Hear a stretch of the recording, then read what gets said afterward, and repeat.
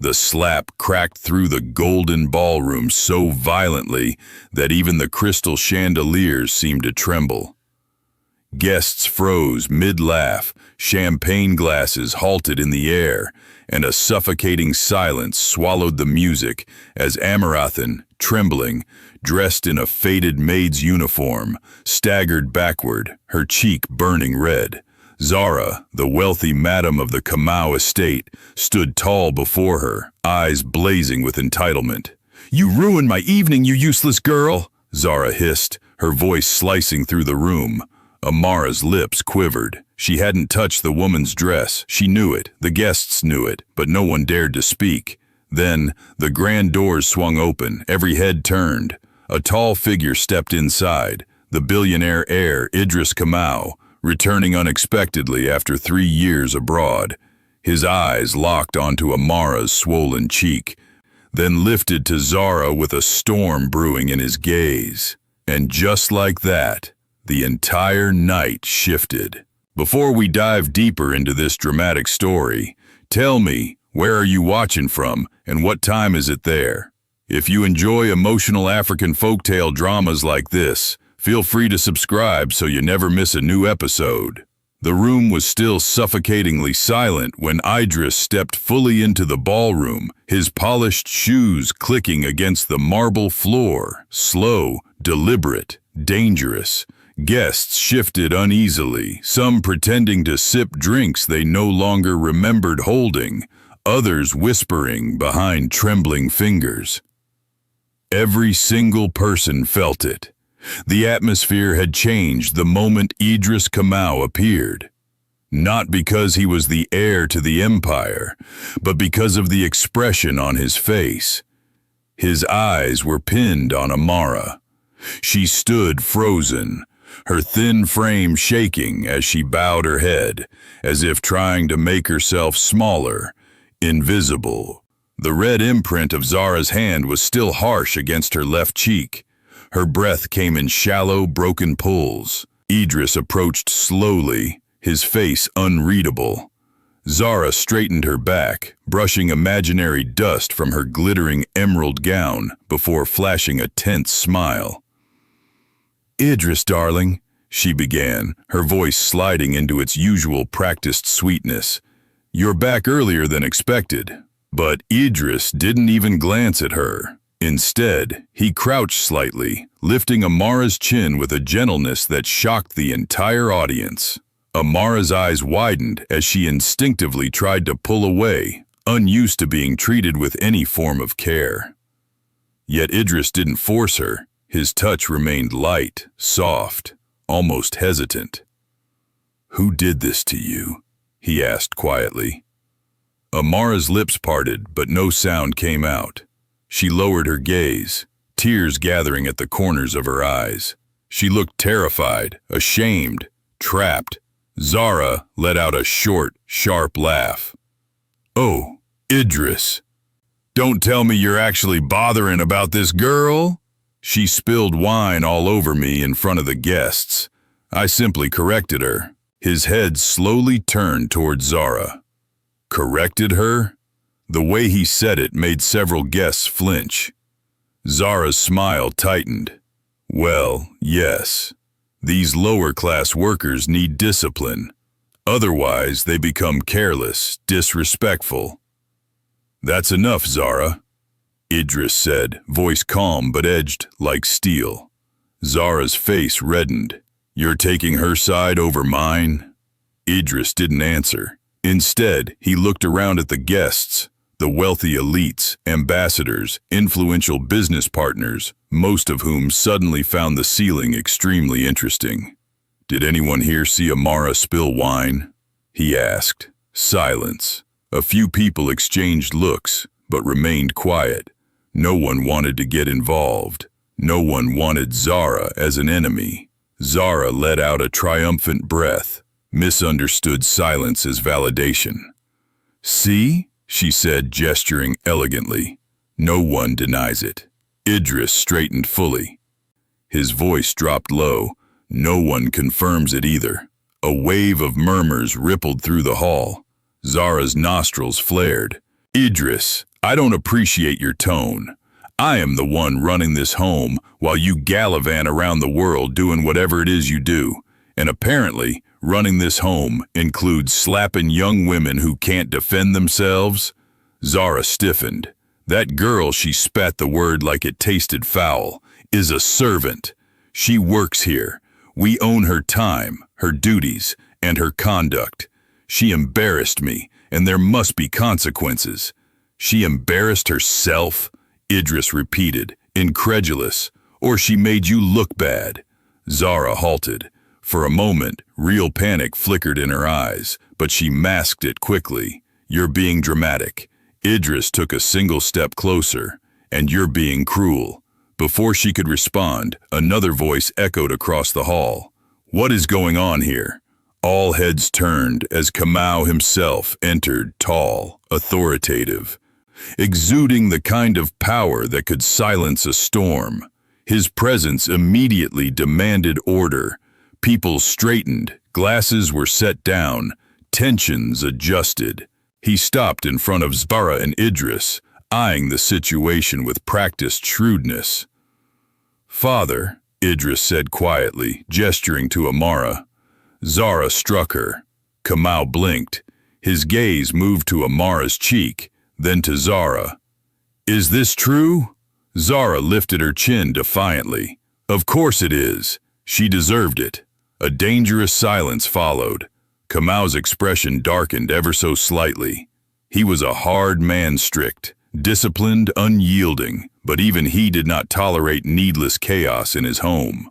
Amara stood trembling, eyes glued to the floor, her hands clenched tightly in front of her apron. Kamau turned toward the guests and forced a thin, diplomatic smile. My apologies for the disruption. Please continue enjoying the evening. Everything is under control. But the guests did not move. Their curiosity was too alive. Zara muttered under her breath, They should be grateful I didn't have her thrown out. Idris heard it. He snapped. Enough. The word struck the room like lightning. You don't get to mistreat people just because they work here. This is not who we are. Zara scoffed. This is exactly who we are.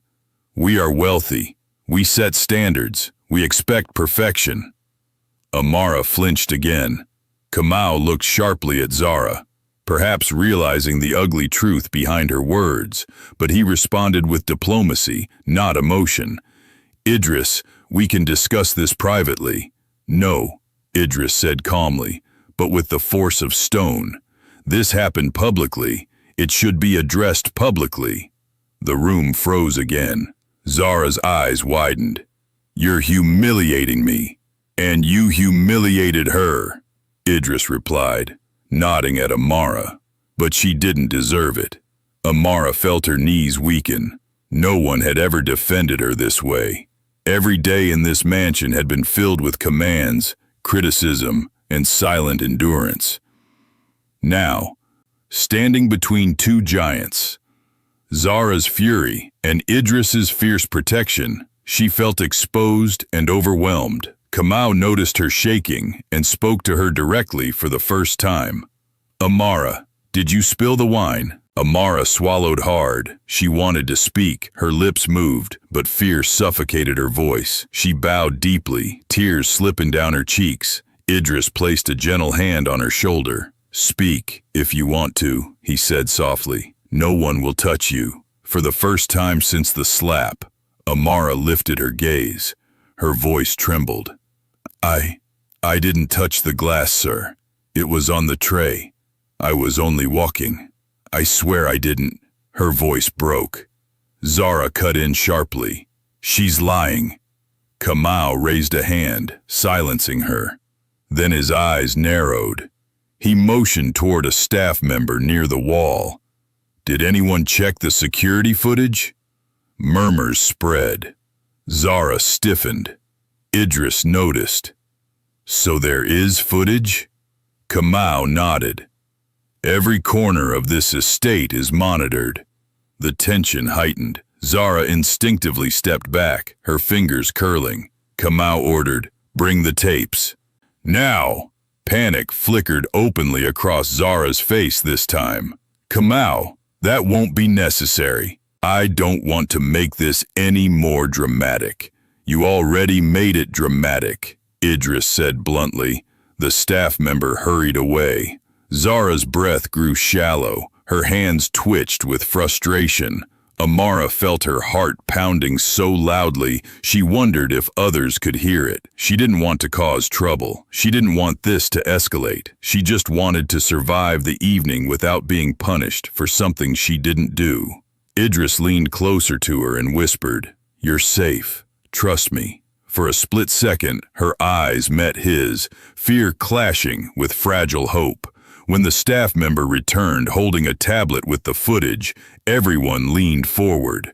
Zara tried one last desperate attempt. "Kamau, I am your fiancé. Are you really choosing a stranger's word over mine?" Kamau gave her a long, unreadable stare.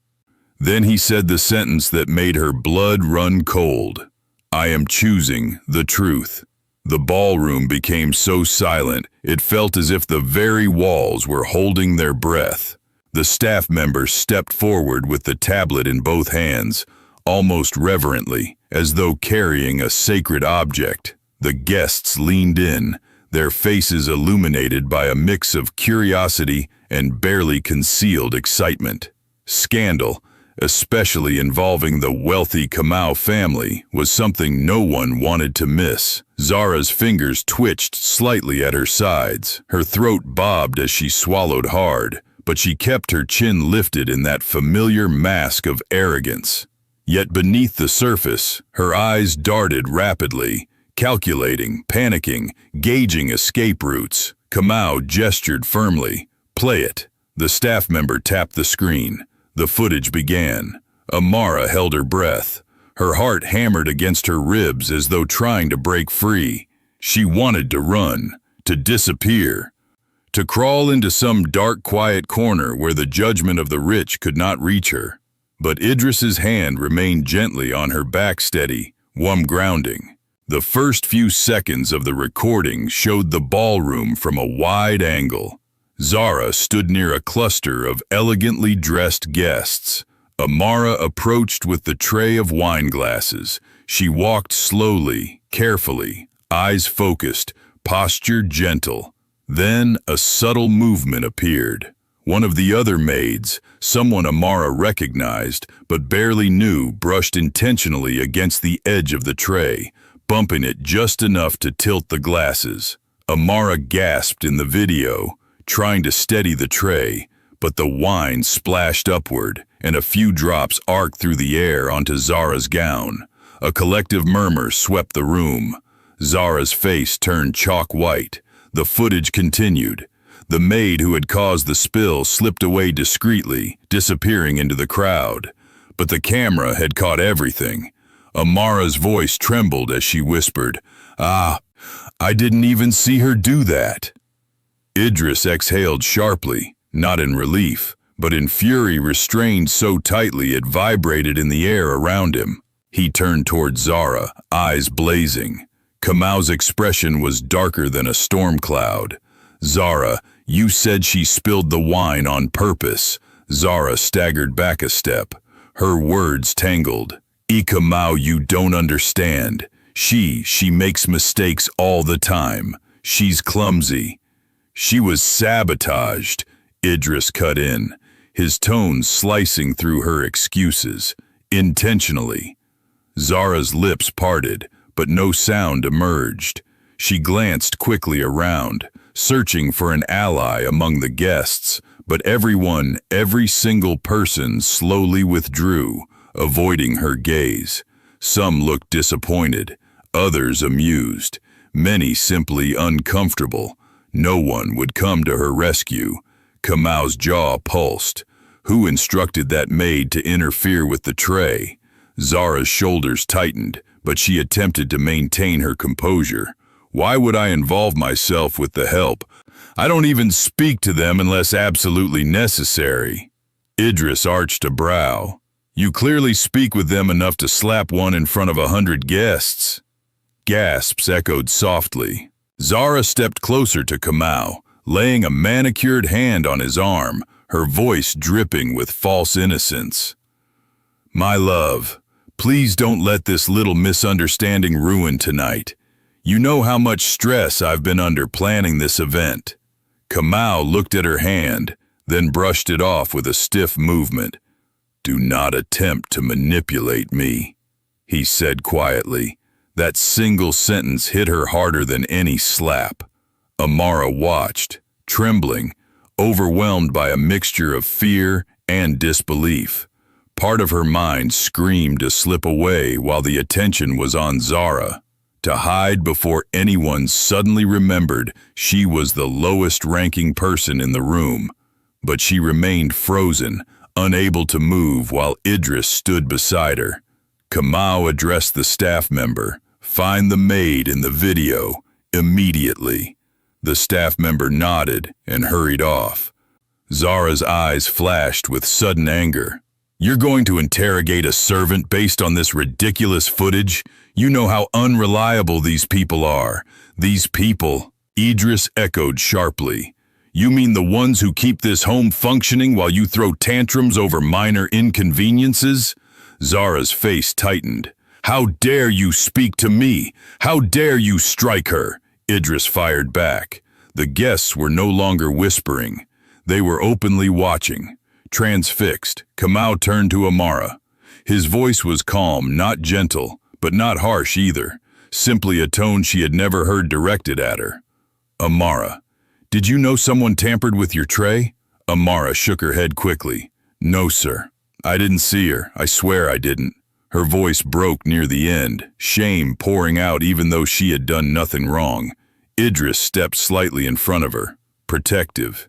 "You don't need to justify yourself. The footage speaks for you." Kamau gave a curt nod. "I see." Zara's breathing grew erratic. Her eyes darted wildly as she blurted, "Kamau, you're believing them over me? After everything? I am your future wife." Kamau stared at her, unreadable. "Are you?" he asked quietly. A ripple of shock swept the room.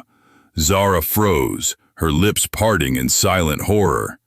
"You can't mean," she whispered.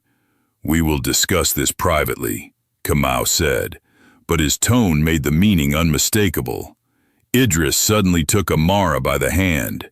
She gasped softly at the touch. "I'm taking her out of here," he said, voice steady. "She doesn't need to be humiliated any longer." Zara's shock snapped instantly into rage. "You're defending her? This girl? Do you realize how absurd that looks?" Idris turned to face her fully, his expression cold. "No, what's absurd is that you thought your cruelty would go unquestioned." Zara's nostrils flared. "You think she's innocent? These girls pretend to be so helpless, but they're manipulative." Idris stepped closer, eyes narrowing. "Say one more word about her, and I promise you will regret it." Zara recoiled. Kamau raised a hand. "That's enough for tonight." The string quartet, terrified and confused, began playing softly again, but the melody trembled, unsteady. Guests shifted awkwardly, pretending to return to their conversations, but their eyes remained glued to the unfolding drama. Idris turned to Amara, his voice gentler. "Come with me." Amara hesitated, looking between him and Kamau. "Go," Kamau said firmly. It was not warmth, but it was permission. Her chest tightened as she nodded and followed Idris through the ballroom. As they walked, the guests parted, some smiling sympathetically, others glaring with judgment, a few avoiding eye contact entirely. Once outside the ballroom, Idris led her to a quieter corridor. The moment the doors closed behind them, the weight of the room vanished, replaced by the distant hum of evening air. Amara finally exhaled shakily. "I'm sorry," she whispered, tears pooling again. "I didn't mean to cause trouble. I should have stayed quiet. I don't want anyone to get hurt because of me." Idris turned toward her, shocked. "You're worried about others? After what you endured?" She nodded helplessly. "I'm used to it. Amara murmured. People like me, we just survive. That's all we can do. Idris stepped closer, studying her face, her trembling hands, her swollen cheek. Well, he said softly, not anymore. Her breath caught. You don't have to survive alone in this house, he continued. Not while I'm here. Her eyes widened, unsure whether to believe him. Idris reached into his pocket and gently handed her a clean handkerchief. Amara looked down at it, then at him. Something unfamiliar fluttered inside her chest, fragile, warm, almost frightening. Hope. Before either could speak again, the distant sound of hurried footsteps echoed from the ballroom. Drama was not over, it was only beginning. The hurried footsteps grew louder, sharp, urgent taps echoing against the marble floors. Idris's expression shifted instantly, his body tense, protective. Amara instinctively stepped back, her fingers clutching the handkerchief against her chest, as though it could shield her from whatever was coming. A young male servant rounded the corner, panting, his face pale with anxiety. When he saw Idris, he bowed so quickly he nearly lost balance. "Sir, Mr. Idris, Mr. Kamau requests your presence immediately," he stammered. "And he also said that Amara should come as well." Amara froze. "Me?" she whispered, her voice trembling. "But why?" The servant swallowed, nervous. "It seems the maid who bumped your tray has been found." Amara's stomach clenched. Idris looked at her gently. "Come. If this involves you, you deserve to hear the truth." But Amara shook her head quickly. "No, sir. I should not be part of this. Master Kamau may be angry. Zara is furious. I don't want to make things worse." "Amara," Idris said softly, "you didn't do anything wrong. That doesn't matter in this house," she whispered, eyes lowering. "People like me are always wrong even when we aren't." The quiet despair in her voice tightened his chest. He placed a calming hand on her shoulder. "But things are changing," he said. "Tonight proves that." She looked up, searching his eyes for sincerity. She found it steady and certain. Reluctantly, she nodded. Idris guided her back down the hallway, the servant leading them. The closer they got, the louder the muffled voices became, Kamau's deep, commanding tone, and Zara's sharp, frantic one. When they entered the smaller gallery room beside the ballroom, all eyes turned toward them. Kamau stood near the center, arms crossed, face carved from stone, the maid from the footage. Talia stood trembling on the side, tears streaking down her cheeks. Her uniform was disheveled, and she kept wringing her hands as though praying silently for mercy. Zara stood several feet away, pacing like a caged animal, her jeweled heels clicking against the tiles in agitated rhythms. When she saw Amara walk in, her eyes flared with pure venom. "So now you bring her to witness the scene?" Zara snapped. "How fitting. Let her see what happens to liars." Idris stepped in front of Amara instantly. "She's not the liar here." Zara opened her mouth to retort, but Kamau raised a hand, silencing her. "Talia," Kamau said firmly, "tell us exactly what happened." Talia sniffed, her voice shaky but clear. I bumped the tray on purpose, sir." A ripple of shock passed through the room.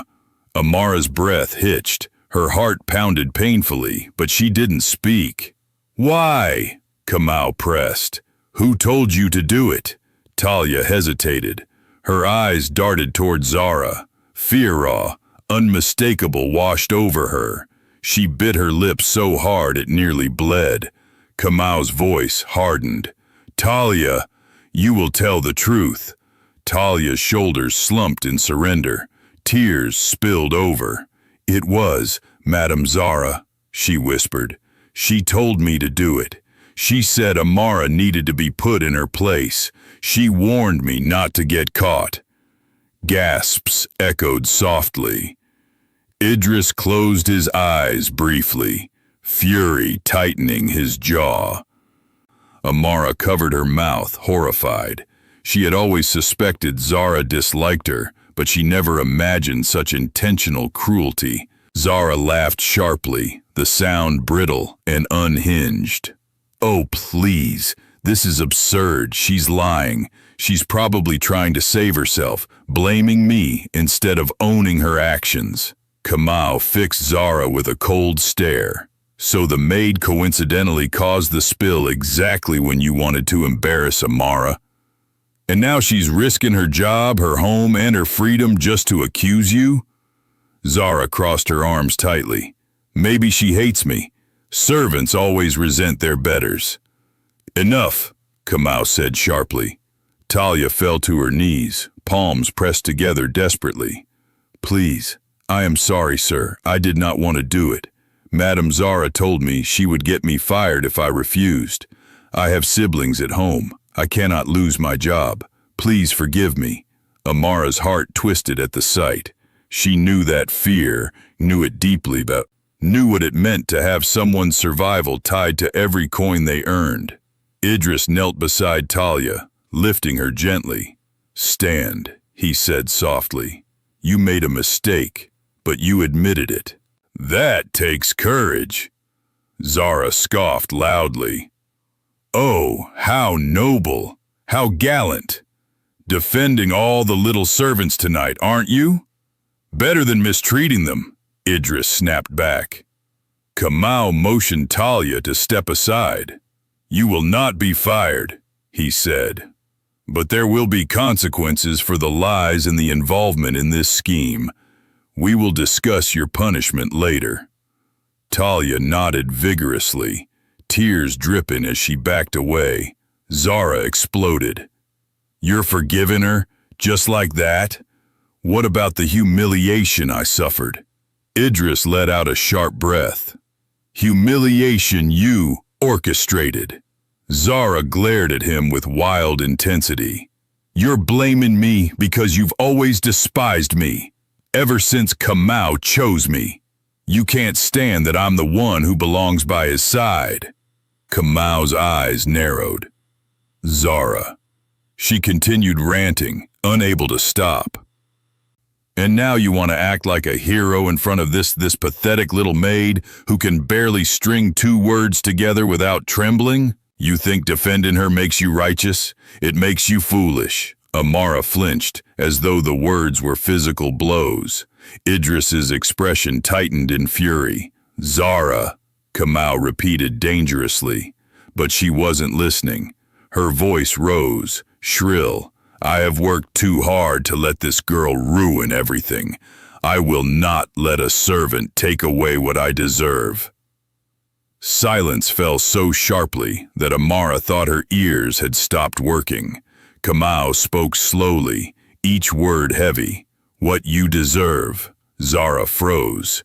"You deserve power, wealth, status?"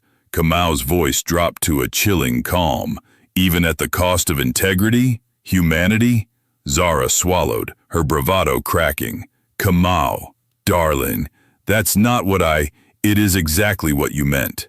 Idris watched the exchange with both satisfaction and sadness. He had always sensed something hollow in Zara, but tonight revealed the full darkness beneath. Kamau exhaled deeply. This engagement, perhaps it was a mistake. Zara's legs trembled. No, Kamau, please, you can't mean that. You know how the media will react. The investors, your reputation, my reputation, Kamau repeated, has survived worse than you. Zara staggered back as though struck. Amara watched, guilt weighing heavily in her stomach. She hadn't wanted this. She never wanted to be the center of this chaos. Zara was cruel, yes, but this public unraveling felt too harsh. Idris noticed her troubled expression. He touched her arm gently. "This isn't your fault." Amara nodded weakly, but her eyes remained sad. Kamau turned to Idris. "Take Amara to the staff quarters. Ensure she receives medical attention. We will continue this discussion privately." Zara lunged forward. "You're sending her away to protect her from me? I'm your fiancé." Kamau's voice went cold. Not anymore. Zara's breath caught. Her entire world collapsed in that single sentence. Idris guided Amara toward the door, but just before they left, Zara screamed after them, "This isn't over! She will regret the day she stepped into this house." Idris turned, eyes burning. "Touch her again, and I promise you will regret it."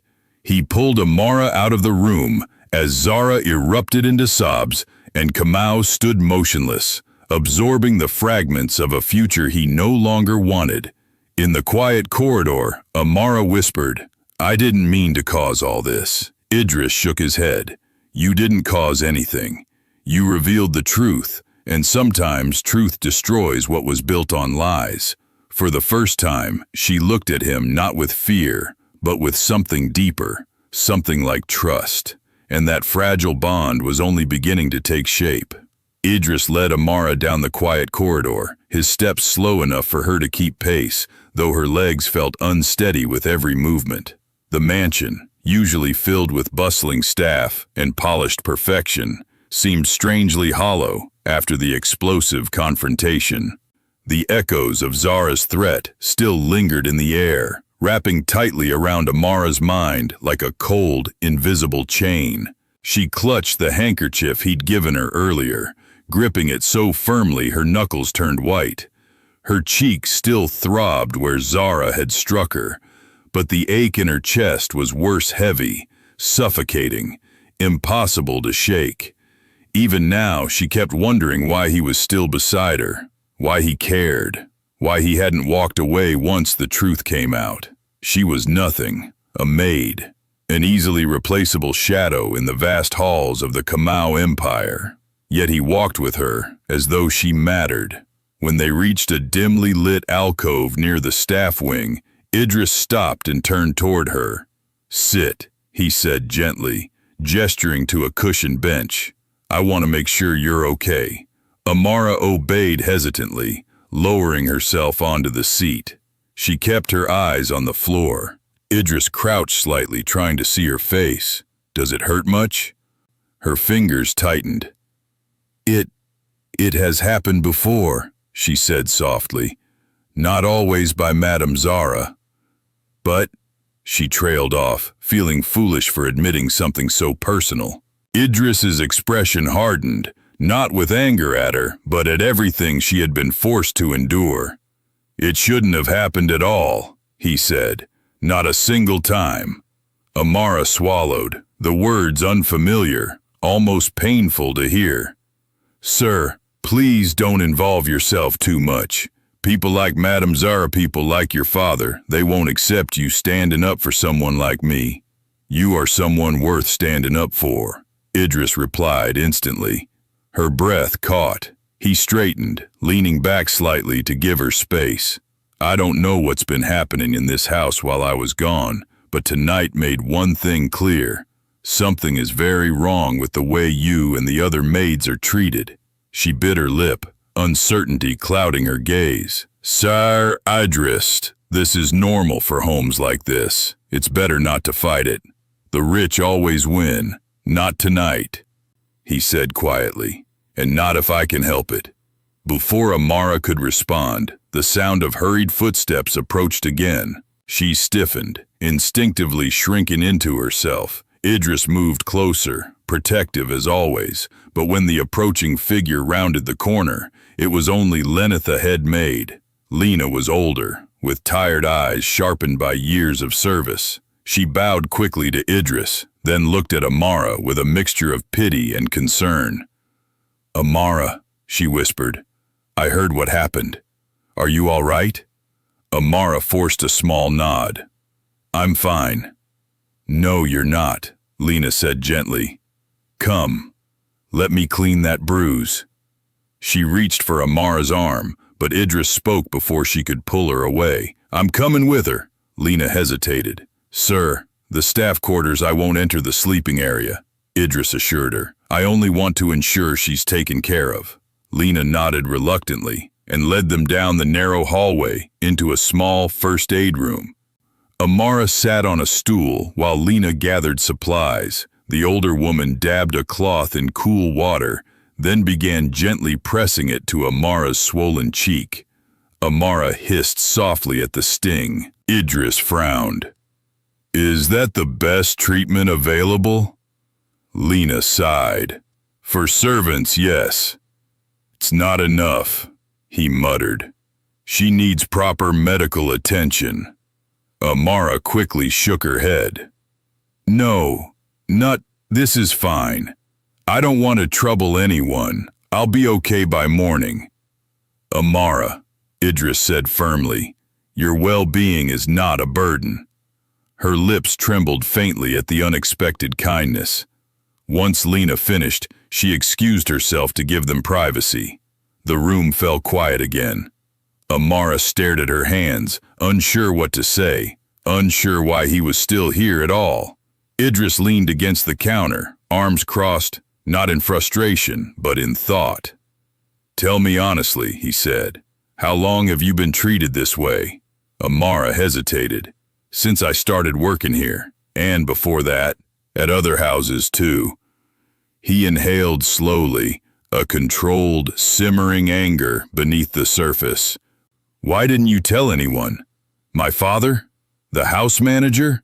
She shook her head quickly. "Because it doesn't matter. Speaking up only makes things worse, and I can't afford to lose this job." "What about your family?" he asked softly. "Someone you rely on? Someone who needs you?" Amara's breath faltered, her chest tightened. "My little brother," she whispered. "He's sick. I send most of my pay home so he can get treatment." Idris stepped closer, voice lowering. "Why didn't you tell anyone? Why hide something so important?" "Because no one would care," she said. Not bitterly, just stating a fact. "Poor people don't get sympathy. We get warnings, threats, accusations of being lazy or desperate or manipulative. I didn't want Madame Zara or anyone to use my brother against me." Idris's hands curled into fists. He took a deep breath before speaking again. "Amara, you've been carrying too much alone." She blinked hard, tears forming. "I have no choice." "You do now," Idris replied. She looked up sharply. "What do you mean?" "I mean, I'm not going to ignore this, or you." Her heart tripped in her chest. His voice was steady, sincere, terrifyingly gentle. "I want to help you," he continued, "not out of pity, but because you deserve fairness, dignity, safety, and because," his voice softened even further, "no one should fight alone when others can stand beside them." Amara stared at him, her throat tight. "I don't want to get you into trouble." "You won't," Idris said calmly. "You're not the one who's done anything wrong." A soft knock interrupted them. Lena appeared again, anxiety etched across her features. "Mr. Idris, your father requests your presence immediately. It is urgent." Idris looked at Amara one last time. "Stay here. I'll come back." She nodded silently. As he followed Lena back toward the main wing, his heart pounded with a strange mix of protectiveness and determination. He had returned home expecting a quiet visit, business discussions, maybe even a forced interaction with Zarabut. Nothing like this, nothing that shook him to his core. When he entered the private study, Kamau was standing by the window, hands behind his back. The tension in his posture was unmistakable. "Father," Idris said, closing the door behind him. "What is it?" Kamau turned slowly. For the first time that evening, he looked conflicted, troubled. A man wrestling with the consequences of a truth he'd rather not face. "We have a bigger problem than Zara's behavior," Kamau said quietly. Idris stiffened. "What do you mean?" Kamau motioned toward the desk. A folder lay open, papers spread across its surface, financial reports, transaction logs, unauthorized transfers. "Zara wasn't only tormenting the servants," Kamau said. "She has been stealing from us." Idris froze. Kamau's voice hardened. I have reason to believe she has been diverting company funds through shell accounts. Millions, Idris. What? Idris whispered. How long has this been happening? Over a year, Kamau replied. Possibly longer. Tonight's incident only revealed her character. But this threatens everything.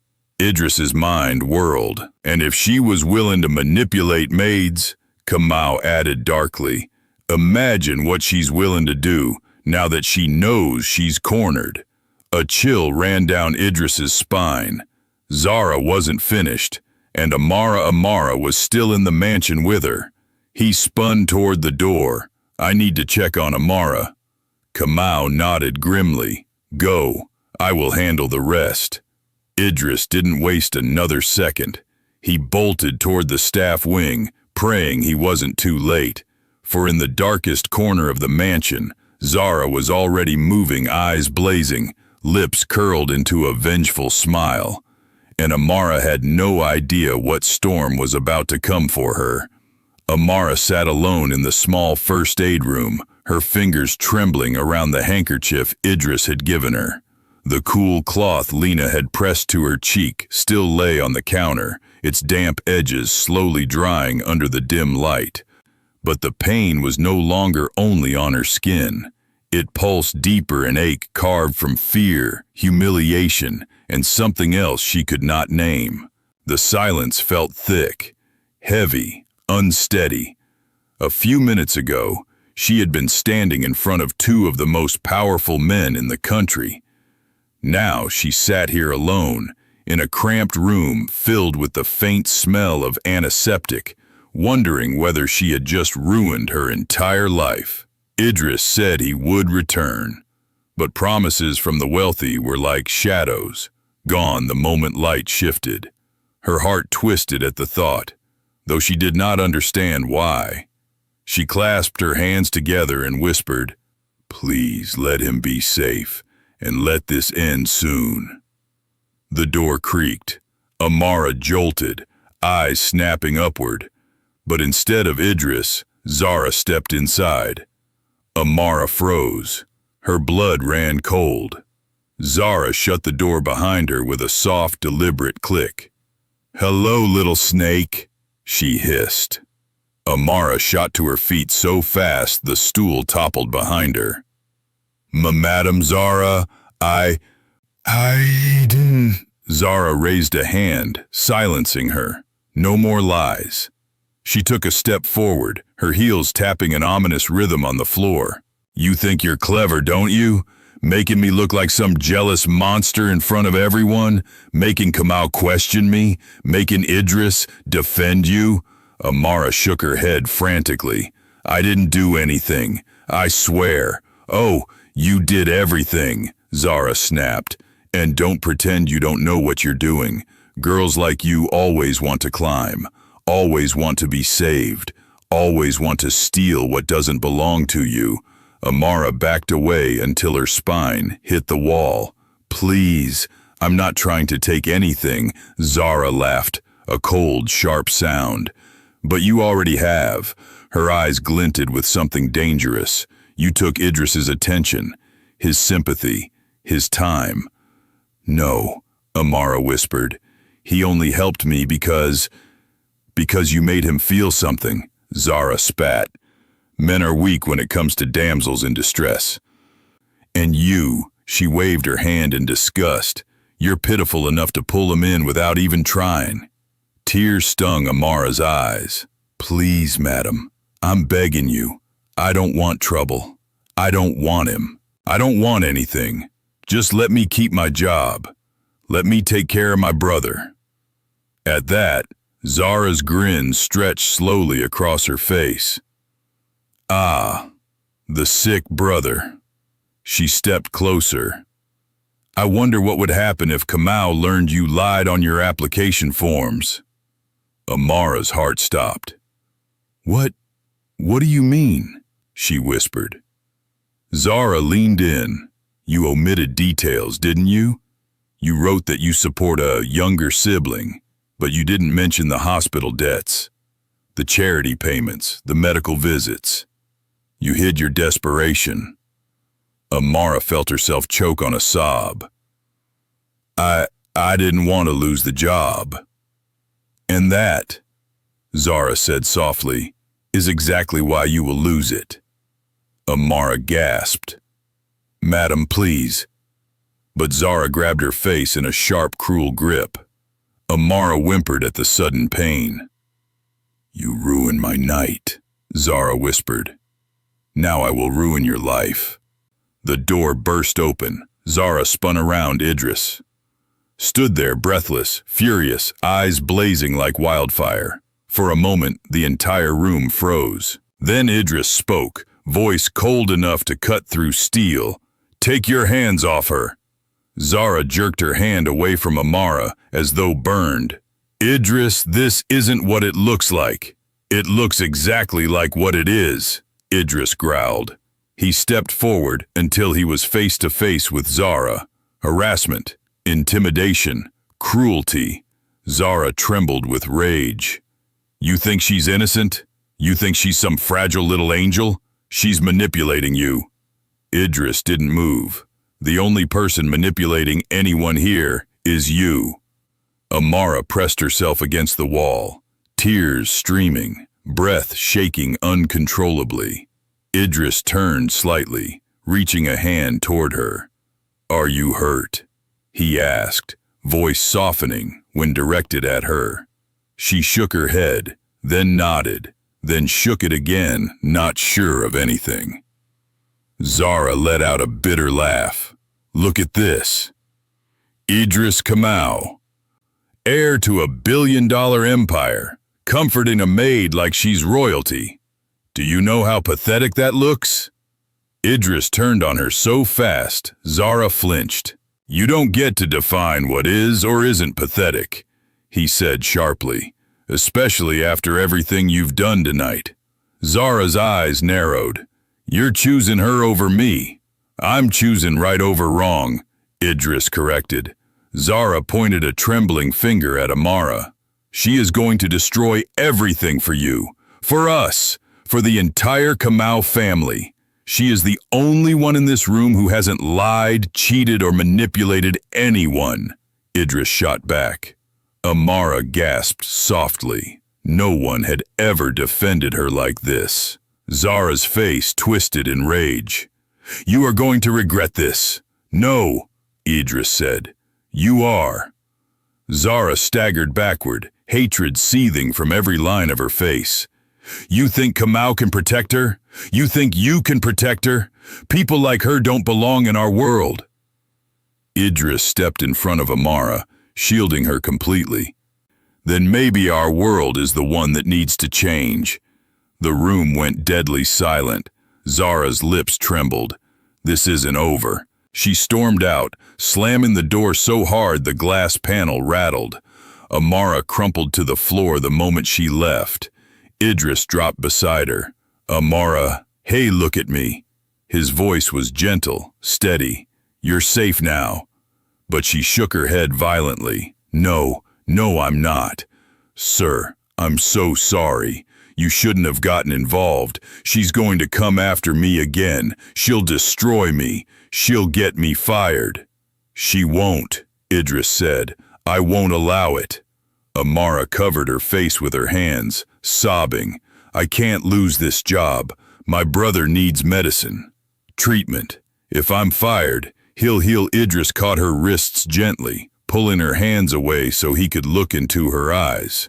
Listen to me, he said firmly. You are not alone anymore. Whatever your brother needs, I will help. Whatever danger Zara poses, I will stop her. Whatever you're afraid of, I swear to you, I won't let it harm you. She stared at him, breath trembling, eyes wide with disbelief. Why would you do that for me? Because you deserve better than this, Idris whispered, and because someone in this house needs to do what is right. His words wrapped around her like warmth breaking through a cold night. For the first time in years, something inside her loosened a knot made of fear and hopelessness. But this moment of quiet safety did not last long. A frantic knock jolted them both. Lena burst in, pale and flustered. Sir, You must come quickly. Mr. Kamau, something has happened. Idris shot to his feet. What happened?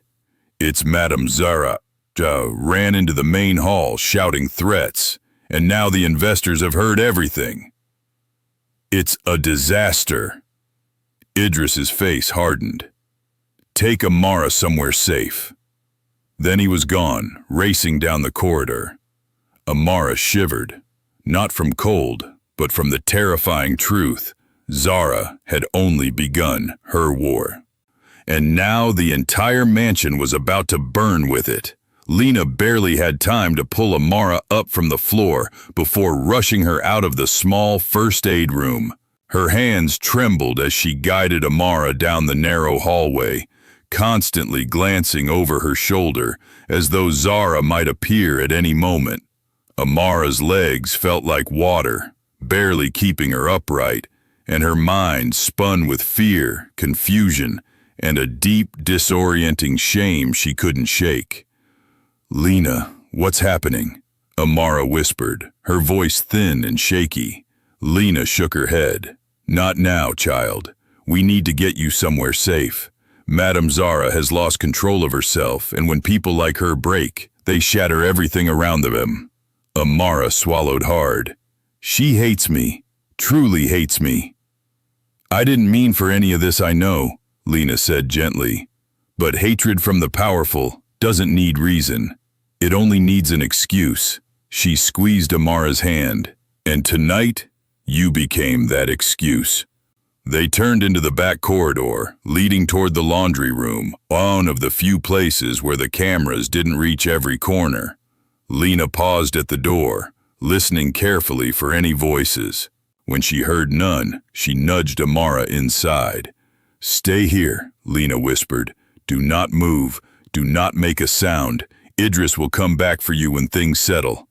Amara shook her head quickly. No, I don't want to hide. I don't want Idris to get in more trouble because of me. Listen to me. Lena gripped her shoulders firmly.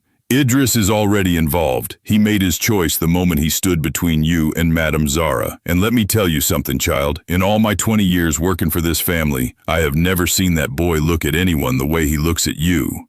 Amara's breath hitched. He looks at me with pity. No, Lena said. He looks at you with conviction. Before Amara could respond, a distant crash echoed from the main hall, followed by raised voices and frantic footsteps. Amara flinched violently. Lena pushed her gently toward the shelves full of folded linens. Sit. Stay hidden. I have to check on the other girls. Amara grabbed her arm. Please be careful. Lena gave her a sad, knowing smile. Careful stopped being possible the moment Zara's world began to crack. Then she slipped out, closing the door behind her. The laundry room fell silent, too silent. Amara sank to the floor, curling her knees against her chest. She pressed Idris's handkerchief to her face, inhaling deeply as her heartbeat slowly steadied. Had she really destroyed everything? Had she really been the cause of the chaos shaking the Kamau mansion? Before she could crumble completely, the door creaked open again, Amara tensed, ready to run. But it wasn't Zara. A small figure entered hesitantly. A girl, perhaps 17, one of the junior maids Amara had often seen sweeping the garden paths. She looked terrified, clutching her apron tightly. Amara, the girl whispered. Please, may I talk to you? Amara nodded slowly. What's wrong? The girl stepped inside and shut the door quietly. Tears filled her eyes. I heard what happened, she whispered. I heard Madame Zara wanted to frame you. But it wasn't only Talia she threatened. Amara inhaled sharply. What do you mean? The girl twisted her fingers. Last week she asked me to take your room, to go through your belongings. She said she wanted to make sure you weren't hiding anything suspicious. Amara's blood ran cold. Hiding? What could I hide? She didn't care, the girl said. She just wanted an excuse. She told me she'd double my pay if I found anything she could use against you. A tear slipped down her cheek. I said no. and she told me I'd regret it. Amara felt her heart break for the girl. I'm so sorry. The girl shook her head quickly. No, I should apologize. I should have told you earlier. I should have warned you. I was too scared. Amara reached out and gently squeezed her hand. You're brave for telling me now. Thank you. Before the girl could respond, another loud crash thundered through the mansion, this one closer. Both girls jumped. We need to hide, the girl whispered, but they never got the chance. Footsteps stormed down the hallway. Fast, heavy, furious. The girl's eyes widened. It's her! Amara grabbed her hand and pulled her behind a stack of laundry piles, just as the door flung open with a violent bang. Zara stormed inside. Her makeup streaked down her face, eyes blazing with unhinged rage, chest rising and falling rapidly. She looked nothing like the poised socialite she'd been an hour ago. Oh. She looked wild.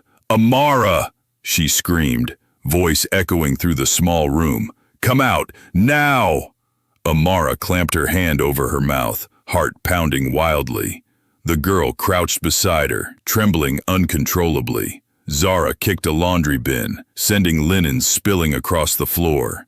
You think you can hide from me? You think Idris can save you? You think this little stunt tonight will change anything? She stalked deeper into the room, eyes scanning every corner. I will destroy you, she whispered, voice shaking with furious resolve. I will make sure your brother is thrown out of every hospital. I will make sure you never work in this city again. I will. Enough. Zara spun at the sound of Idris's voice. He stood in the doorway, chest heaving, expression deadly calm, and yet burning with fury beneath. Idris, Zara breathed, as if relieved. Thank God you're here. Your little mate is hiding like a coward. Leave this room, Idris said, each word sharp enough to cut. Now. Zara blinked. Idris, you don't know what she's capable of. I said leave. Zara's face twisted. You're choosing her. Again. After everything she caused. She didn't cause anything, Idris said. You did. Zara laughed bitterly. You're blinded by sympathy, or lust, or guilt, or get out, Idris said again, stepping forward. For the first time, Zara stepped back. Kamau has already gathered the board, Idris continued coldly. They have seen the financial records, the transfers, your schemes. This is no longer about jealousy or pride. This is about criminal activity. Zara's lips parted in horror. No, Idris, you can't, Kamau can't. You're finished, Idris said, and you won't drag anyone else down with you. Zara trembled with rage, hate, desperation, but something in Idris's expression finally broke her. She let out a long, sharp exhale and turned toward the door. This isn't over, she whispered. Not for any of you. Then she was gone. Silence settled like dust. Idris exhaled deeply, then spoke gently. Amara, you can come out now. Amara hesitated before slowly rising from behind the stacks of linens. Her knees trembled violently. Idris stepped toward her immediately. Are you all right? He asked softly. She nodded weakly. Yes, I think so. He steadied her with a hand on her back. You're safe now. The young maid stepped out too, bowing quickly. Thank you, sir. Idris nodded. Go join Lena. She'll know where to take you. The girl hurried out. When they were alone, Idris looked at Amara, eyes filled with concern and something even deeper. I'm sorry she came after you, he said. I should have stayed with you. Amara shook her head. This isn't your fault. It is, he insisted, because I didn't realize how far she'd go. Amara's voice cracked. She said she'd harm my brother, that she'd make sure he lost his treatment. Idris inhaled sharply. She won't get the chance. Tears gathered in her eyes. "How can you be so sure?" "Because," Idris said, voice steady, "I'm going to take care of both of you." Her breath caught. He reached gently, brushing a tear from her cheek. "You're not alone anymore, Amara." For the first time that night, she allowed herself to believe it, but far across the mansion, Zara was tearing through her room with a vengeance, eyes wild, mind racing, fingers trembling as she reached for her phone. She wasn't finished, not even close. The mansion shook with unreached rumors spreading like wildfire, servants whispering, guests nervously slipping out through side exits, and tension thick enough to choke the air. Zara's rage had not simply fractured the evening. It had shattered the fragile balance inside the Kamau estate. But in the quiet laundry room, Amara could only hear her own heartbeat thundering in her ears. She stood rooted in place, Idris's steady presence the only thing holding her together. His hand remained lightly against her back, warm, grounding, yet she trembled uncontrollably. I don't understand," she whispered. "Why does she hate me so much? I never tried to hurt her. I never wanted any of this." Idris sighed, his voice low and steady. "Zara hates anything she can't control, and she fears anything that threatens the image she built. But I'm nothing," Amara murmured. "I'm just a maid." Idris turned to face her fully. "You're not nothing, and stop calling yourself that." Her breath trembled. She didn't know how to respond. Before she could try, a distant crash echoed through the main corridor, loud enough to send vibrations through the floor. Idris stiffened immediately. "What was that?" Amara gasped. Idris moved instinctively, stepping between her and the door. "Stay behind me."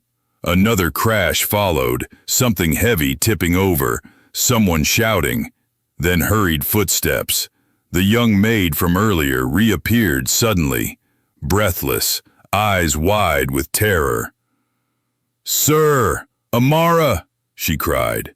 "You need to come quickly. Madame Zarashi's gone to the security office." Idris's eyes widened. "The security office?" The girl nodded frantically. "She said she would fix everything, and she took 2 guards with her." Amara's knees nearly buckled. What does that mean?" Idris already knew. "She's going after the security footage," he said, voice darkening. "But they already saw it." Everyone saw it," Amara whispered. "Not all of it," Idris replied.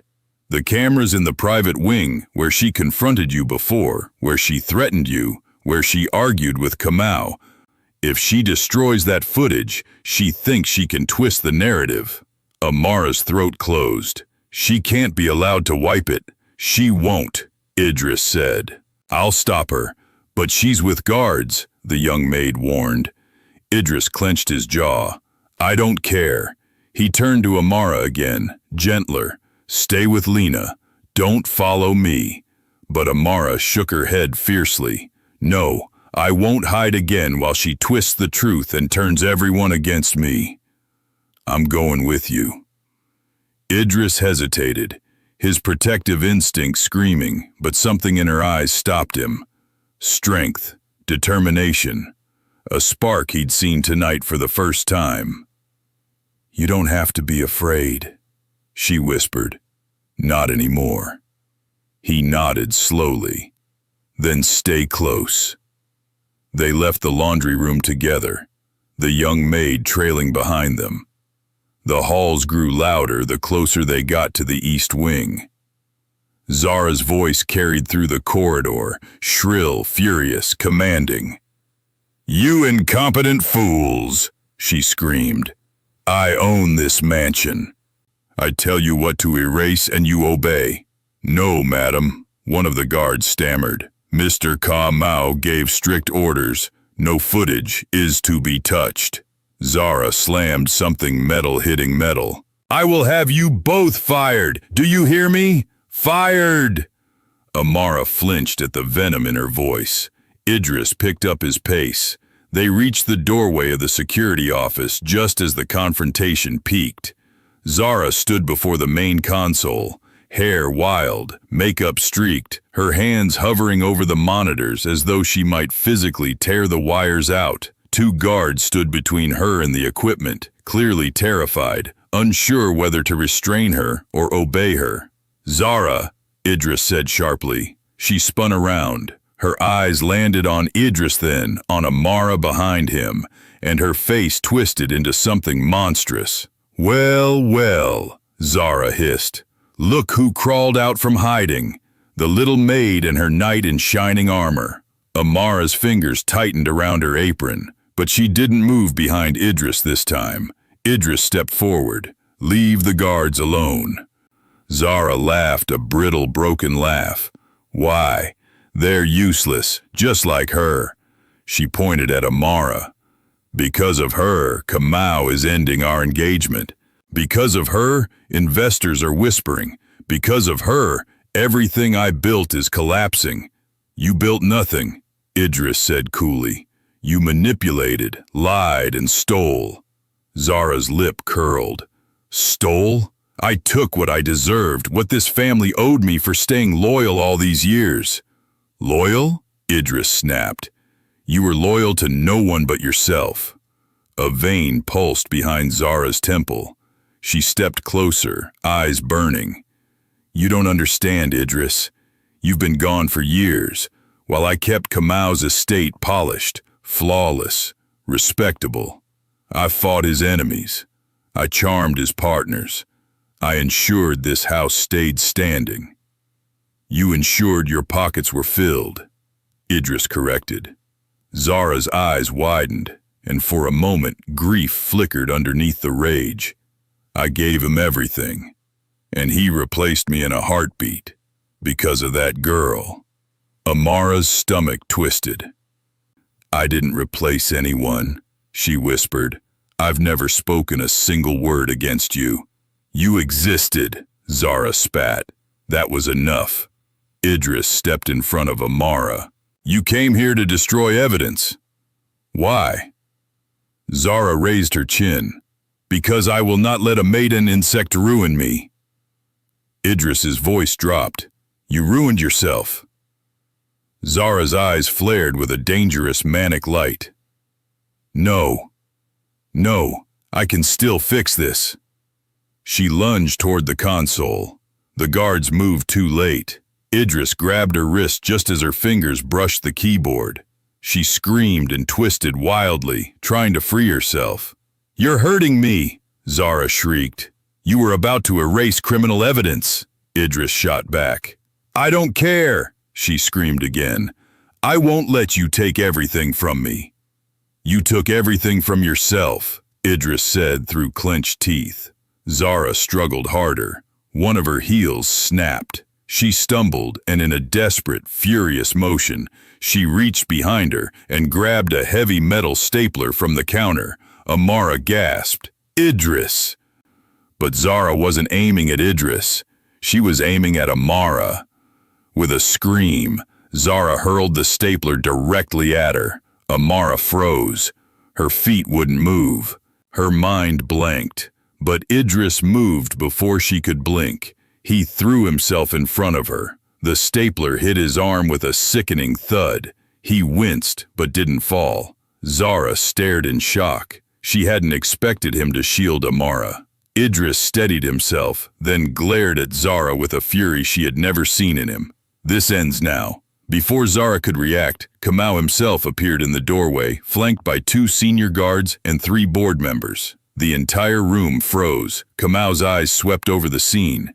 Idris's injured arm, Amara trembling behind him, Zara shaking with rage, and the security console that she had tried to break into. "Zara," Kamau said, voice heavy with disappointment. "You have crossed the final line." Her lips trembled.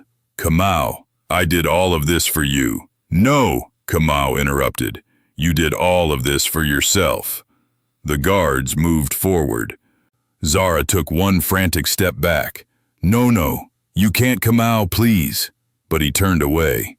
It was the deepest rejection she had ever known. The guards took her by the arms. She didn't fight this time. She just stared at Idrisat Amara, her eyes hollow. "You'll regret choosing her," Zara whispered, "both of you." Then she was taken away. Silence settled, heavy, final. Idris exhaled shakily and turned to Amara. "Are you all right?" She nodded slowly. "But your arm." "It's just a bruise," he said, brushing it off. "You matter more." Her breath caught. Kamau stepped forward, his gaze unexpectedly softening as he looked at Amara. "You stood brave tonight," he said quietly, "and you spoke truth when others stayed silent. For that, you have my respect." Amara's eyes widened, tears slipping down her cheeks. No one had ever said such words to her. Kamau looked at his son. "Take her somewhere safe. The worst is behind us." But Idris knew better. He looked at Amarathi, fear in her eyes, the exhaustion in her trembling hands, and he realized the truth. The danger wasn't over. Not yet. Because danger wasn't only Zara. Danger was the world she had lived in her entire life, and Idris intended to change that world for her. No matter what it took, the mansion had finally fallen into a tense, uneasy quiet. Zara was gone, escorted out of the security office by the guards, still screaming curses that echoed down the marble halls until the front doors slammed shut behind her.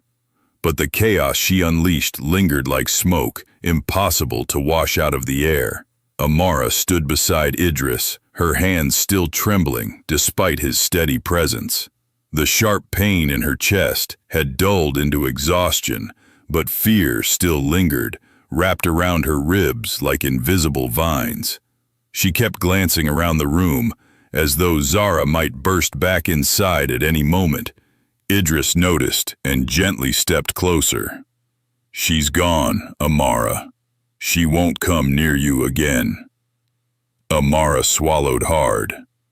People like her never stay gone for long. Idris's jaw clenched. He knew she wasn't wrong.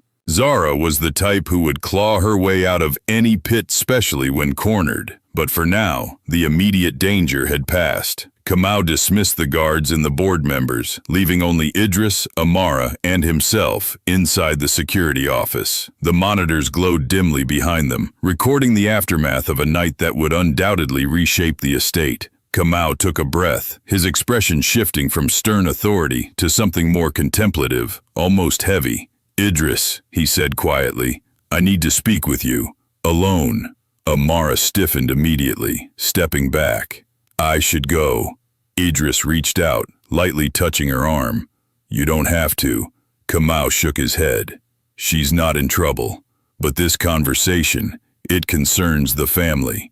Amara nodded quickly, lowering her eyes. "I understand, sir." Idris frowned, but released her arm. "I'll come find you as soon as we're done." She managed a small, shaky smile before slipping out of the room. When the door closed behind her, Idris turned back to Kamau. "Father, if this is about Zara..." "It's not," Kamau interrupted. "At least, not entirely." Idris waited. Kamau walked toward the console, staring at the frozen footage of Zara's attempt to destroy evidence. Zara's behavior tonight didn't surprise me. But what did surprise me was you. Idris blinked slowly. "Me?" "You stood up for her," Kamau said. "For Amara, publicly, firmly, without hesitation. That's because she was being abused." "Yes," Kamau agreed. "But this is the Kamau estate. People don't challenge their own family in front of half the country's elite for the sake of a servant." Idris's eyes hardened. "She's not just a servant." Kamau raised an eyebrow. Clearly, a heavy silence followed. Then Kamau's sigh, not out of annoyance, but something closer to resignation. "Idris, tell me the truth. What is she to you?" Idris inhaled sharply. "I don't know yet, but I know she matters." Kamau gave a thoughtful nod, then turned his gaze toward the door Amara had exited through. "She has courage," he said, "and dignity, despite the life she's been forced to live. When faced with humiliation, she didn't retaliate or beg. She simply tried to endure. That's exactly the problem, Idris murmured. She's been enduring her whole life. Kamau studied his son carefully. You intend to change that for her. It wasn't a question. Idris didn't hesitate. Yes. Kamau remained silent for a long moment, then spoke again softly. Then be prepared, because helping someone like Amara means fighting not just Zara, but society. Expectations, class barriers, the whispers of those who believe she doesn't belong in our world. Idris's expression never faltered. Let them whisper. A small smile tugged at Kamau's lips, the first genuine one Idris had seen from him in years. Very well, Kamau said, but she needs more than just your protection. She needs stability, support, medical care for her brother. Idris stiffened in surprise. You know about her brother? Kamau nodded. I had her background checked when she first applied. I knew she had a sick sibling. I didn't realize the extent. But I do now. Idris frowned. Why didn't you help her then? Kamau looked away, regret flickering in his eyes. Because I allowed Zara too much influence. I thought she could manage the staff fairly. I was wrong. Idris exhaled slowly. Kamau stepped closer, placing a firm hand on his son's shoulder. Take care of her, he said simply. I will not stand in your way. Idris's chest tightened, a mix of gratitude and relief. Thank you, Father. As Kamau left the room, Idris turned toward the door, suddenly desperate to find Amara. Amara didn't go far. She stood at the end of the corridor, leaning against the wall, breathing slowly to steady herself. Her legs were still weak, and the adrenaline that had fueled her fear was quickly draining, leaving behind trembling exhaustion. When Idris appeared, she straightened reflexively. You didn't have to wait right here, he said gently. I wasn't sure where to go, she admitted. I don't want to be in anyone's way. You're not in anyone's way. Amara gave a small, tired laugh. I've been in everyone's way since the moment I arrived. Not mine, Idris said. The words stunned her into silence. He stepped closer. Amara, my father knows about your brother. Her breath caught. Did he say anything? Will he fire me? No, Idris said quickly. He won't. In fact, he regrets not helping you sooner. Amara's eyes widened. Disbelief etched across her face. And, Idris continued, he wants me to take care of you, both of you. Her voice cracked. But why? Why would he care now?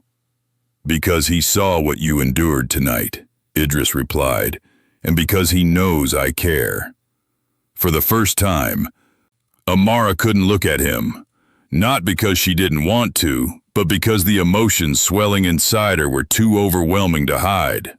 You shouldn't, she whispered. Care, I mean. I'll only make things harder for you. People will talk. The other families will judge. I'm just a maid. Stop saying that, Idris said softly. Amara's breath trembled. You're not just anything, he said. You're brave, honest, kind, and you deserve better than the life you've been forced into. Tears spilled silently down her cheeks. I don't know how to accept kindness, she whispered. Not after everything I've lived through. That's okay, Idris murmured. You don't have to accept anything yet. He reached up slowly, giving her time to pull away if she wanted. She didn't. He wiped her tears with the same handkerchief she'd kept clutched for comfort. We'll start small, he said, one step at a time. Amara closed her eyes, letting the warmth of his words wash over her. But before the moment could settle, Lena appeared at the end of the corridor, breathless and panicked. Idris! Amara! They both turned instantly. "What is it?" Idris asked. Lena's face was pale. "It's your father just received a call from the security team stationed outside the estate." Idris tensed. "About what?" "It's Madame Zara," Lena whispered. Amara froze. "She didn't leave the grounds after all," Lena continued. "She slipped away from the guards near the gate." Idris's blood ran cold. "What are you saying?" Lena swallowed hard. "She's still here." A chill swept down the hallway. And she wasn't alone. The floor seemed to disappear beneath Amara's feet. "Someone picked her up near the back gardens," Lena said. "A black SUV. No plates. No identification." Idris's jaw clenched. His eyes darkened. "She's planning something," Lena nodded. "And whatever it is, she still isn't finished with Amara." Amara felt her knees buckle. Idris caught her instantly. "Don't worry," he whispered. "I won't let anything happen to you." But deep down, he knew the truth. Zara's war was far from over, and the next strike would be far more dangerous than anything she had done inside the mansion. The moment Lena's words settled into the air, the entire corridor seemed to grow colder. The lights above flickered slightly, an almost ominous coincidence, casting long, thin shadows behind Idris and Amara. Amara clutched the fabric of her apron, her breaths becoming shallow and uneven. Zara was still here, still lurking, still coming for her. Just when she thought the nightmare had ended, the walls of the mansion tightened around her again. Idris tightened his grip on her trembling hands. "Look at me," he whispered. She lifted her eyes, wide with panic. "I promise you, Amara, no one will hurt you tonight. Not while I'm here." Her lips quivered. "But she's not alone. What if she brought someone dangerous? What if she—" "Then she made a mistake," Idris said firmly, "because she's outnumbered now." Lena nodded. "Mr. Kamau already sent security to search the grounds, but the estate is huge. If she hides in the gardens or the storage buildings, it'll take time to find her." Idris exhaled sharply. "We're not waiting around for her to make the next move." He turned to Lena. "Gather the senior staff. Lock down all exits except the front gate. No one leaves, no one enters." Lena nodded and hurried away. Idris gently touched Amara's face. "You'll stay close to me, do you understand?" Amara hesitated, her eyes darting anxiously down the hall. "Idris, what if this gets worse? What if she hurts one of the servants? Or your father? Or you?" Idris finished quietly. "This is about you." Her breath hitched. "And that is exactly why I won't let her get anywhere near you." She swallowed hard. "Idris, I don't want to be the reason your family suffers." "You're not," Idris said. "Zara is." He stepped closer, lowering his voice. "Listen to me. You didn't cause this chaos. Zara did. Her lies, her crimes, her obsession with control." Amara blinked rapidly, her tears returning. "But she blames me for everything, because you expose what she can't hide," Idris said. Her true character. Amara didn't know how to respond. She had lived her entire life trying to be invisible, never once imagining she could disrupt the plans of someone as powerful as Zara. Yet somehow, she had become the center of a storm she never asked for. Idris took her hand again. "Come, we need to get to my father." They moved quickly through the mansion, passing worried servants who whispered anxiously among themselves. Every sound, every creak, every distant footstep made Amara twitch. Idris remained a steady barrier beside her, his hand wrapped around hers with gentle firmness. When they reached Kamau's private study, 2 guards stood outside the door. Upon seeing Idris, they saluted. "Sir, Mr. Kamau is inside." Idris pushed the door open without hesitation. Kamau stood by the window, staring out into the dark gardens beyond. Only the faint moonlight illuminated his stern profile. Papers lay scattered across his desk, documents relating to Zara's financial crimes, and his expression was one of deep, troubled contemplation. "Father," Idris said.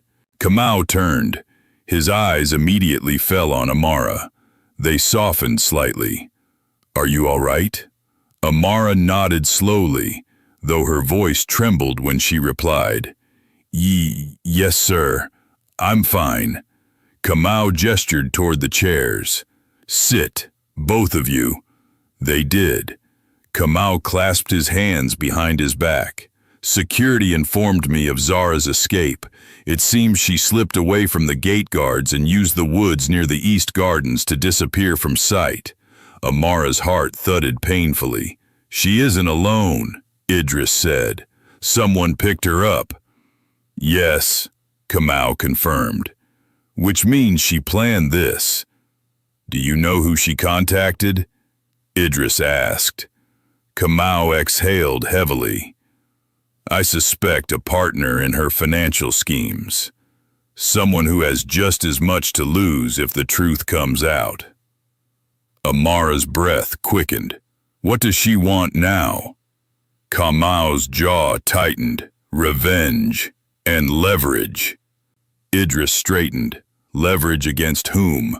But Kamau didn't need to answer. Amara already knew. Against her. Idris's eyes narrowed. "We need to find her." Kamau nodded.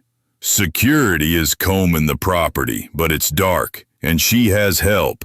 She may try to slip back inside the mansion if she thinks she has an opening." Amara felt her chest constrict. "Sir, please don't let anyone else get hurt because of me." Kamau shook his head. "This isn't your burden, Amara." "But she wants to punish me," Amara whispered. "She said she would ruin my life." She said. Idris reached for her hand again, silencing her gently. "She won't get the chance." Kamau watched the two of them carefully. A thoughtful look crossed his face, not one of disapproval, but of recognition. "Idris," Kamau said, "if anything happens tonight, you keep her safe. Understand?" Idris nodded. "I intend to." Before Kamau could respond, the radio clipped to one guard's vest crackled loudly. "Security Unit 2 to command. Someone just breached the side entrance near the kitchen wing. Movement confirmed. Repeat, movement confirmed." Amara's pulse spiked. Idris shot to his feet. "Where exactly?" he demanded. "South corridor, heading toward the staff quarters." Amara gasped her room was there. Idris immediately pulled her up. "We're going." Kamau raised a hand. "Idris, wait. Go with guards. Don't take her into danger." But Amara gripped Idris's hand tighter. "She's going to my room. She's looking for something. Or someone. Her brother, her letters, her medicine receipts. Any scrap of weakness Zara could use against her." Idris placed a hand on her cheek, serious. "Amara, if I go alone, will you stay with my father?" Amara opened her mouth but froze, because another voice echoed from the hall outside. A woman's voice, cold, calm, dangerous. "Oh, don't bother with plans." The guard spun around. Idris instinctively pulled Amara behind him. Kamau stepped forward, eyes narrowing. Zara stepped through the doorway, alone, but changed. Her hair was tangled, her dress torn at the hem, her makeup smudged beyond recognition, yet her eyes burned with manic clarity. The moonlight from the window behind her cast a sharp glow over her face, giving her an almost ghost-like appearance. Two guards moved to restrain her, but Zara held up one hand, revealing a small, gleaming object. A phone, connected to a live call. "If anyone touches me," Zara said smoothly, "my friend on the other end will release the files." Kamau stiffened. "What files?" Zara smirked. "The ones that show your precious company isn't as clean as you pretend. The ones that expose certain questionable land deals." Idris's eyes widened. You stole those records too? Yes, Zara said proudly. And I made copies. Kamau's voice dropped to a deadly calm. Zara, think about what you're doing. Oh, I've thought long and hard, Zara replied, and I'll tell you what I decided. She pointed a shaking finger at Amara. She goes with me. Now. Amara froze. Idris stepped in front of her. Over my dead body. Zara's lips curled. Then so be it. The room tensed like a bowstring. You destroyed my future, Zara hissed. So I'll destroy yours. And hers. Amara's voice trembled. Zara, please shut up, Zara screamed. You ruined everything without even trying. You made Idris look at you, not me. You made Kamau pity you, not me. After everything I gave, everything I sacrifice, he replaced me with a pathetic, trembling little servant. Tears streamed down Amara's face. Idris's voice shook with fury. Let her go. Zara raised the phone higher. She comes with me, or your family's empire falls tonight. Silence. Kamau exhaled slowly. Zara, don't do this. Too late, Zara whispered. She's coming. With me. Now. Amara's hand tightened around Idris's. I won't go, she whispered. Idris squeezed back. You won't. Zara took a step closer, wild-eyed. Choose, she demanded. Your family's reputation, she pointed at Amara, or the maid. And in that horrifying moment, everyone realized Zara had nothing left to lose, and that made her the most dangerous person in the room. The air inside the study thickened to the point it felt unbreathable. Zara stood at the doorway like a specter risen from the ashes of her own downfall, unhinged, desperate, and far more dangerous now that she had nothing left to lose. Her phone glinted in the dim light, held up like a detonator, its threat more potent than any weapon. No one moved. No one breathed. Every heartbeat felt like a ticking countdown.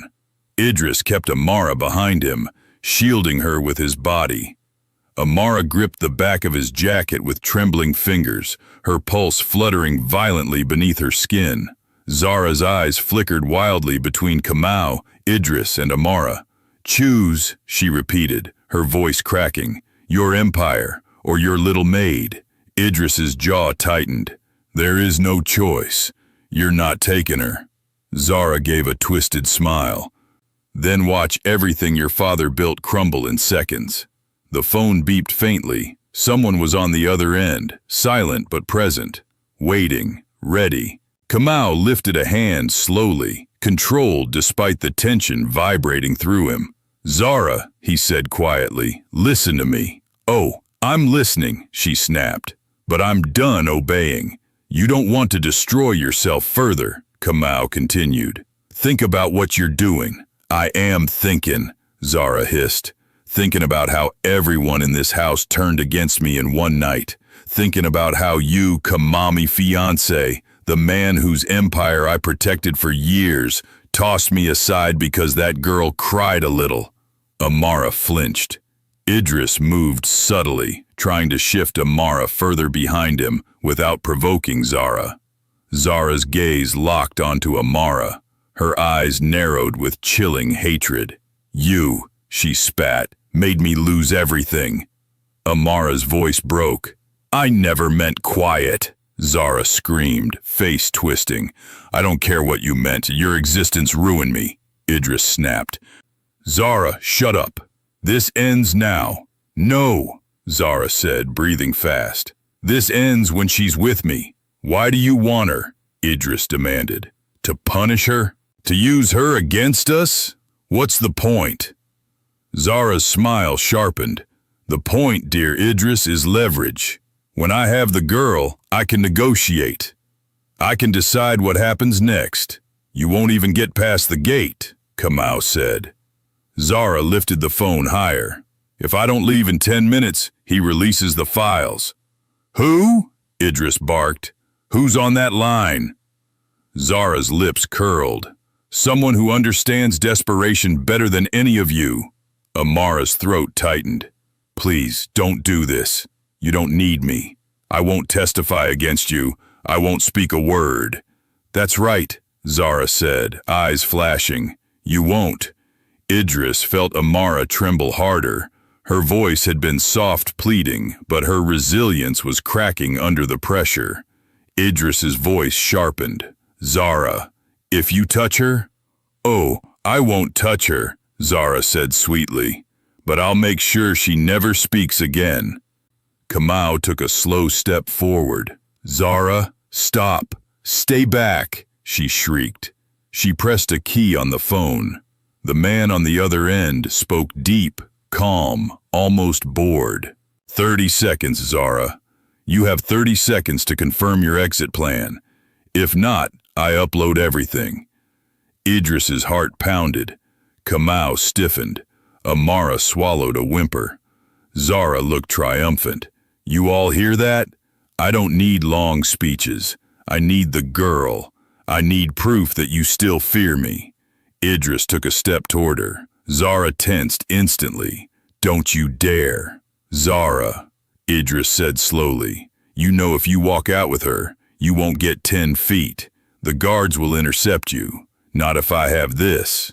She waved the phone like a weapon. "One command from me and the damage is done. I have nothing left to lose, Idris. But you, your father, you have a whole empire to protect." Idris's teeth clenched. "You're bluffing." "Am I?" Zara whispered. Her finger hovered over the screen. The man on the line spoke again. 20 seconds. Amara's knees nearly gave out. Zara pointed at her. "Amara, come here. Now." Amara froze. Her entire life had been spent obeying commands, orders, whispers, threats. Her body instinctively responded, wanting to move, wanting to comply, wanting the danger to stop. Idris grabbed her hand sharply. She gasped, meeting his eyes. "Don't go," he whispered. Her lips trembled. "If I don't, the files, your family, I don't care," Idris said. "I won't let her take you." Amara's breath hitched, raw emotions surging up her throat. No one had ever told her she mattered more than something valuable, much less an empire. The man on the phone, 15 seconds. Zara snapped. "Amara, do not make me repeat myself." Amara squeezed Idris's hand. I don't want to go with her." Idris stepped fully in front of her, shielding her from Zara. He raised his chin. "If you want her, you'll have to get through me." Zara's face twisted with fury. "You think I won't?" She stepped forward. Kamau suddenly moved to stand on Idris's other side. Zara faltered. Kamau met her eyes, his voice filled with decades of restrained authority. "Zara, look at you. Listen to yourself. You're past reason. You're past saving. Don't push this any further." The man on the phone. 10 seconds. Zara's breathing turned erratic. "You don't get to tell me what I've become. You made me this way." "No," Kamau said quietly. "Greed did." Zara screamed, and then she lunged, not toward Idris, not toward Kamau, toward Amara. Time shattered into fragments. Idris's heart leapt into his throat. Amara cried out, stumbling back. Kamau reached out, but Zara was faster. She grabbed Amara's wrist with a vicious yank. Amara cried out in pain. "Let her go," Idris roared. Zara tightened her grip, wild triumph in her eyes. "She's coming with me." But before she could drag Amara through the door, a figure appeared behind her. One of the guards? No, Lena. Lena, small but fierce, slamming the metal tray she'd carried earlier directly into the back of Zara's head. The crack echoed through the room. Zara staggered, her grip loosening. Amara tore herself free. Zara collapsed to her knees, dazed. the phone clattering from her hand and skidding across the floor. Idris lunged forward, kicking it away. Kamau grabbed Zara's arms as she tried to rise. Two guards rushed in, pinning her down. The man on the phone shouted, "Zara! Zara!" Idris grabbed the device, his voice sharp. "If you release anything, my father will find you, and you will regret ever touching those files." The line went dead instantly. Kamau exhaled heavily, signaling the guards. "Take her," he ordered. Zara screamed, hysterical, kicking and clawing. "No, no, you can't do this. I am your fiancé. I am the lady of this house. I am—" But her voice was cut off as the guards dragged her away. Silence followed, shaking, heavy, unbelievable. Lena dropped the tray, breathing hard. "Child, are you hurt?" Amara shook her head weakly. I'm okay." Idris rushed to her, gripping her shoulders. "Are you sure?" His voice trembled, whether with fear or relief, she couldn't tell. Amara nodded, though her tears flowed freely. "You saved me," she whispered. Idris pulled her into his arms, and for the first time all night, Amara felt safe. Truly safe. But even in the warmth of Idris's embrace, one thought remained. What would happen now that Zara was no longer a threat, but her crimes were? And what secrets would unfold next? For a long moment after Zara was dragged away, the study remained suspended in a heavy, trembling silence. Amara felt Idris's arms wrapped around her, strong and protective, but her own body shook as if trying to catch up with everything that had happened. Her breath came in uneven, trembling pulls. Her mind spun with fear, disbelief, and a crushing mixture of relief and exhaustion. She had been so close, too close to being pulled into a nightmare she would never escape. Idris slowly loosened his hold, just enough to look into her face. "Are you sure you're not hurt?" he murmured. Amara nodded, though her voice shook. I'm okay." He brushed a stray tear from her cheek with his thumb. "You're safe now." But Amara wasn't sure. Safety was a luxury she had never known. And even with the danger fading, she couldn't silence the voice in her head whispering that something else might still go wrong. Kamau approached them, his expression stern yet softened by something unfamiliar, remorse. Respect, maybe even guilt. "Amara," he said quietly, "I owe you an apology." Amara blinked, stunned. "Sir, no, please. You don't owe me anything." "Yes," Kamau insisted. "I do. I allowed Zara too much power over this house. I ignored warnings. I let her cruelty go unchecked." His voice tightened. "And you paid the price for it." Amara lowered her gaze, unable to fully process the weight of his words. Kamau continued, "You showed more integrity tonight than most of the wealthy elite who attended that event, and you showed more courage than I did." Amara shook her head quickly. "I wasn't brave. I was terrified." "Courage isn't the absence of fear," Kamau said softly. "It's choosing to stand despite it." Her breath caught. Idris placed a comforting hand on her back. Kamau sighed deeply and turned toward his son. "We need to deal with the fallout both legally and publicly. Zara's crimes will surface, and the board must be informed. But before that," he looked at Amara again, "we ensure her safety." Amara clutched the hem of her apron. "Sir, what will happen to her?" she whispered. Kamau's eyes hardened. "She'll face the consequences of everything she's done. Fraud, manipulation, attempted extortion, and what she tried to do to you." Amara flinched, but nodded. Idris gently guided her to a seat. "Sit for a moment. You've been through too much." She obeyed reluctantly. Her hands trembled visibly, her muscles tight with shock. Lena stepped forward quietly and placed a hand on Amara's shoulder. Child, breathe. Let your body calm. She turned to Idris. I'll bring her some water. Idris nodded gratefully. But before Lena could leave, a guard rushed into the room, panting heavily. Mr. Kamau, we have a situation. All three turned to him sharply. Kamau stiffened. What now? The guard swallowed. The man Zara was talking to, the one with the file she's inside the estate. Amara gasped. Idris's stance hardened. Where?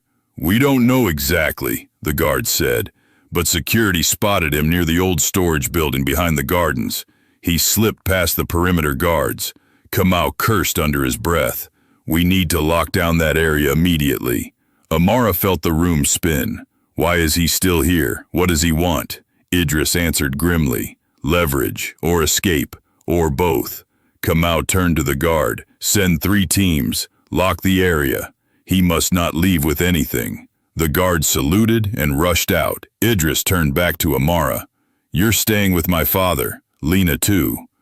Amara slowly shook her head. No, I won't stay here and hide again. I'm tired of being afraid. Idris frowned. Amara, I mean it, she whispered. Zara dragged me into this. She made me the center of her revenge. If the man she worked with is still here, then I don't want everyone risking themselves while I hide in a room. Idris exhaled, torn between admiration and fear. I understand, but your safety comes first. Amara took a shaky breath. You said I wasn't alone anymore. Her eyes glistened. Then let me stand with you. Idris looked at her for a long moment. Something shifted in his expression. Pride, affection, a fierce protectiveness that made his eyes burn. He nodded. Then stay beside me. Don't leave my side for an instant. I won't. Kamau cleared his throat. Idris, I'm joining you. Idris shook his head. Father, you stay with the staff. If that man is dangerous, I'm responsible for everything that's happened, Kamau said quietly. I will not sit in a room while others clean up my mistakes. The tension between father and son melted for a brief moment, 2 men united not just by blood, but by purpose. Idris nodded. Lena returned with a glass of water. Amara sipped it with trembling hands, her throat tight. Lena squeezed her shoulder. Don't let fear steal your breath, child. Amara nodded slowly. Idris touched her arm gently. Ready? She wasn't, not even close, but she rose to her feet anyway. Yes. They navigated through the dim hallways, escorted by 2 guards. The mansion's opulent decor now looked eerie in the low light shadows stretching across the carpets. The chandeliers dimmed to conserve power. The once celebratory atmosphere replaced with dread. As they neared the back gardens, the air grew colder. The glass doors leading outside were slightly ajar, swaying gently in the midnight breeze. Kamau whispered, He came through here. Idris scanned the shadows. Stay close. Amara pressed beside him, heart pounding painfully. The gardens were vast rows of trimmed hedges, marble statues casting dark silhouettes, rose bushes rustling softly under the night wind. The moon cast liquid silver across the stone paths. They approached the old storage building, an aging structure once used for gardening supplies, now mostly abandoned. A faint creak echoed inside. Idris raised a hand. The guards paused, weapons ready. Kamau whispered, He's inside. Idris nodded. We move on my mark. Slowly. As they edged closer, Amara felt a sudden chill crawl down her spine. Something was wrong. She grabbed Idris's sleeve. Wait. He looked at her. What is it? She swallowed. Do you hear that? A soft click echoed from inside the building. Idris's eyes widened. A phone camera shutter. He whispered, He's recording us. Kamau cursed softly. He wants evidence bargaining power. Suddenly, a voice called from inside, deep, calm, familiar. So you finally came. Idris stepped forward, shielding Amara. Show yourself. The man emerged slowly from the shadows, tall, hooded, confident, and in his hand, a phone with a glowing screen. So, the man said coldly, which one of you will negotiate? The billionaire, the heir, or the girl who ruined everything for Zara? Amara stiffened. Idris growled, You will hand over the files. Now. The man laughed softly. No, Idris, not until I get what I came for. And what is that? Kamau asked. The man pointed at Amara. Her. Amara felt her heart drop. Idris stepped forward instantly, eyes blazing with fury. You're not touching her, he snarled. The man smirked. Then let's see whose resolve is stronger. He raised the phone higher and pressed something on the screen. A timer began ticking 60 seconds. Kamau inhaled sharply. It's a remote upload. Amara froze. Idris's voice cracked with urgency. What do you want? The man smiled. To bargain. He pointed at Amara again. Her life, for your empire. Amara's breath stopped, and this time even Idris felt fear grip him like a vice.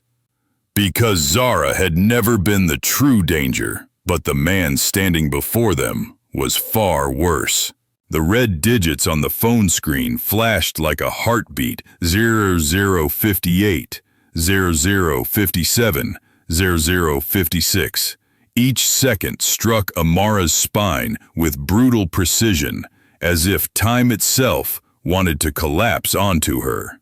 Idris's arm instinctively moved in front of her, shielding her from the hooded man whose presence felt colder than the night wind sweeping through the gardens. Kamau took a slow step forward, his voice controlled but edged with steel. Stop the timer. Now. The man chuckled softly. If I stop it, I lose all leverage. If you stop me, well, the countdown will finish automatically. He tapped the phone, and the glowing screen shifted to show a preview of the file's records of transactions, fraudulent accounts, offshore schemes. Cross me, and your empire goes up in flames for the world to see.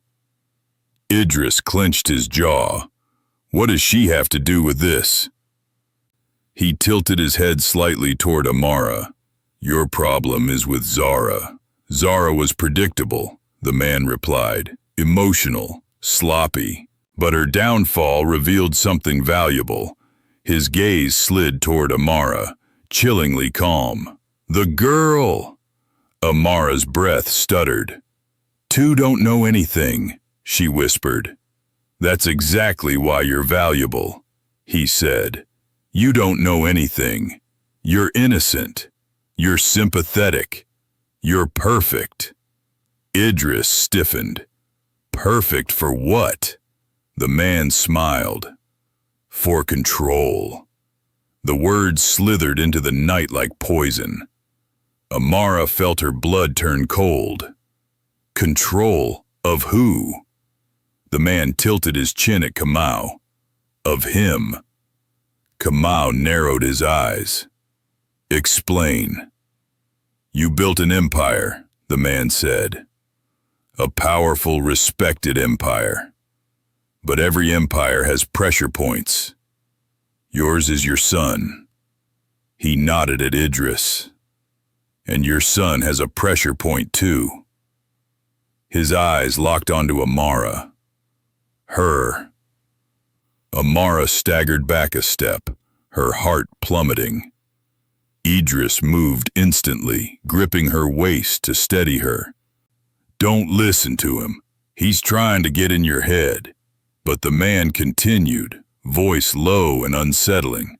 Zara always suspected Idris had a weakness. She just didn't know what it was. He smirked. Now I do. Idris's face darkened with fury. You think threatening her will make us hand over anything? No, the man said calmly, but it will make you hesitate. Amara stared at the ground, her breathing erratic.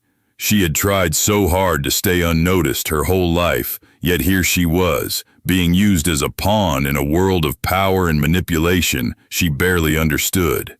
The timer hit 0049, 0048. Idris glanced at Kamau.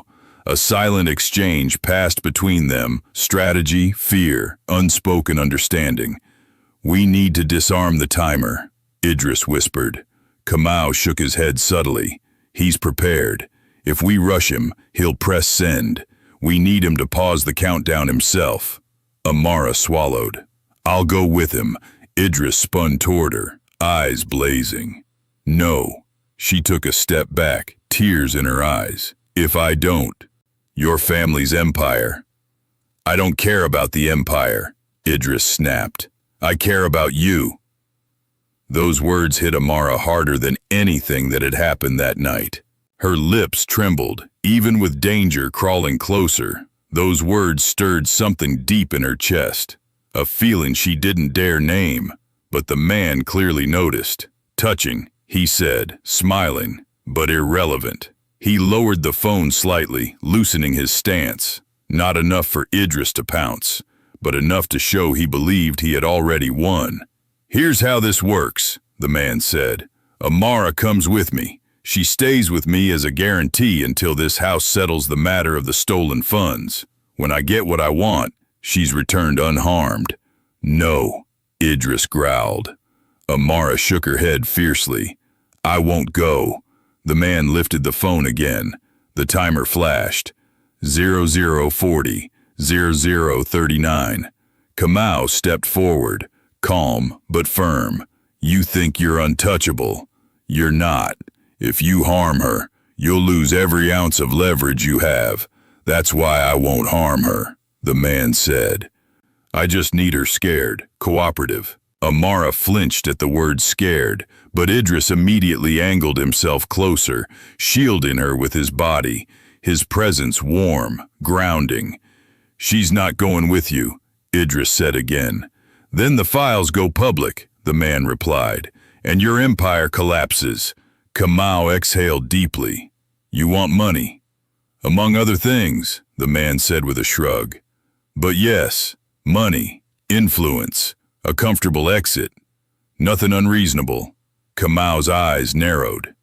And if I give you what you want, she becomes leverage again next time I need something. Amara gasped. Idris's voice turned cold as ice. So this isn't about a single bargain. You want to control us long term. Exactly. The timer kept ticking. 0034, 0033. Amara felt dizzy. Everything blurred around her, fear, exhaustion, dread, but she forced herself to stay upright. She had caused enough trouble. She couldn't let them lose everything. I'll go, she whispered. Idris snapped his head toward her. No, you will not. She forced herself to meet his eyes. Idris, I can't let your family suffer because of me. You're not a bargaining chip, Idris hissed. But he only wants me for leverage, she began. And he'll keep using you for leverage, Idris cut in, voice cracking, over and over. You'll never be free. Kamau's voice softened. Amara, look at me. She did. You will not go with him, Kamau said. I won't sacrifice you to protect my reputation. Amara's eyes filled with tears. She had never expected kindness from him, not like this. But the man sighed, as if bored with the sentiment. We're wasting time. He pressed another button. The timer accelerated.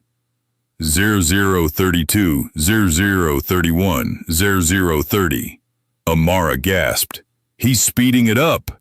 Idris lunged forward, but the man lifted the phone sharply. Make one more move, he warned, and I send it manually. Everyone froze. The man smirked. Here's a simple choice. He pointed the phone at Idris.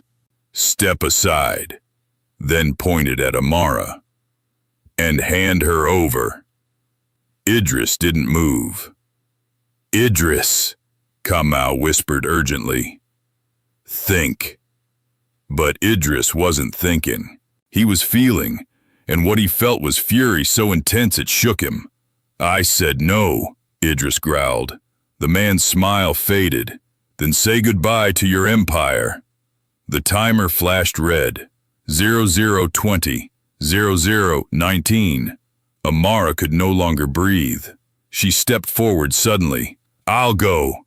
"No!" Idris grabbed her arm, pulling her back. She struggled, tears streaming. "Idris, please, please, I can't let this happen because of me." "It's not about you," Idris insisted. "He'll keep hurting you, using you, threatening you." The man raised an eyebrow. "She understands better than you. Smart girl." Idris looked like he might tear the man apart. But before he could react, Lena appeared again at the far end of the garden path, breathless, terrified. "Sir, Mr. Idris," she cried. "The police are at the gate." The man's eyes widened. "For Zara," Lena continued. "They're here for Zara and her accomplices. They have warrants." The man's composure cracked for the first time. Idris seized the moment. He lunged. The man shouted and tried to press something on the phone, but Idris knocked it out of his hand. It flew across the garden path, skidding into the bushes. "No!" the man yelled. The timer on the screen flashed one final color. Upload failed, no connection signal. Lost. Kamau had cut the estate's network minutes ago. The man realized too late. "What? How?" he sputtered. Kamau folded his arms. "Did you think I would allow you to upload anything?" Idris grabbed the man by the collar and slammed him against the wall. "You're finished." Guards rushed in, restraining the man before he could flee. Amara collapsed to her knees, sobbing with relief. Idris rushed to her immediately, pulling her into his arms. "I've got you," he whispered into her hair. "It's over. It's finally over." Kamau approached and placed a hand on his son's shoulder, a rare gesture of warmth. "Let's get her inside. She's been through enough." Amara clung to Idris, her body trembling uncontrollably. She was safe. For the first time in years, truly safe. But Idris held her even tighter, because now that the danger had passed, another truth far quieter, far softer remained. He couldn't bear the thought of losing her. Not to Zara, not to fear, not to anything. And for the first time, Amara felt something she had never dared to feel: hope. The hours that followed were a blur, a strange, fragile quiet settling over the Kamau estate after a night of chaos, danger, and unraveling secrets. The police escorted Zara's accomplice away in handcuffs.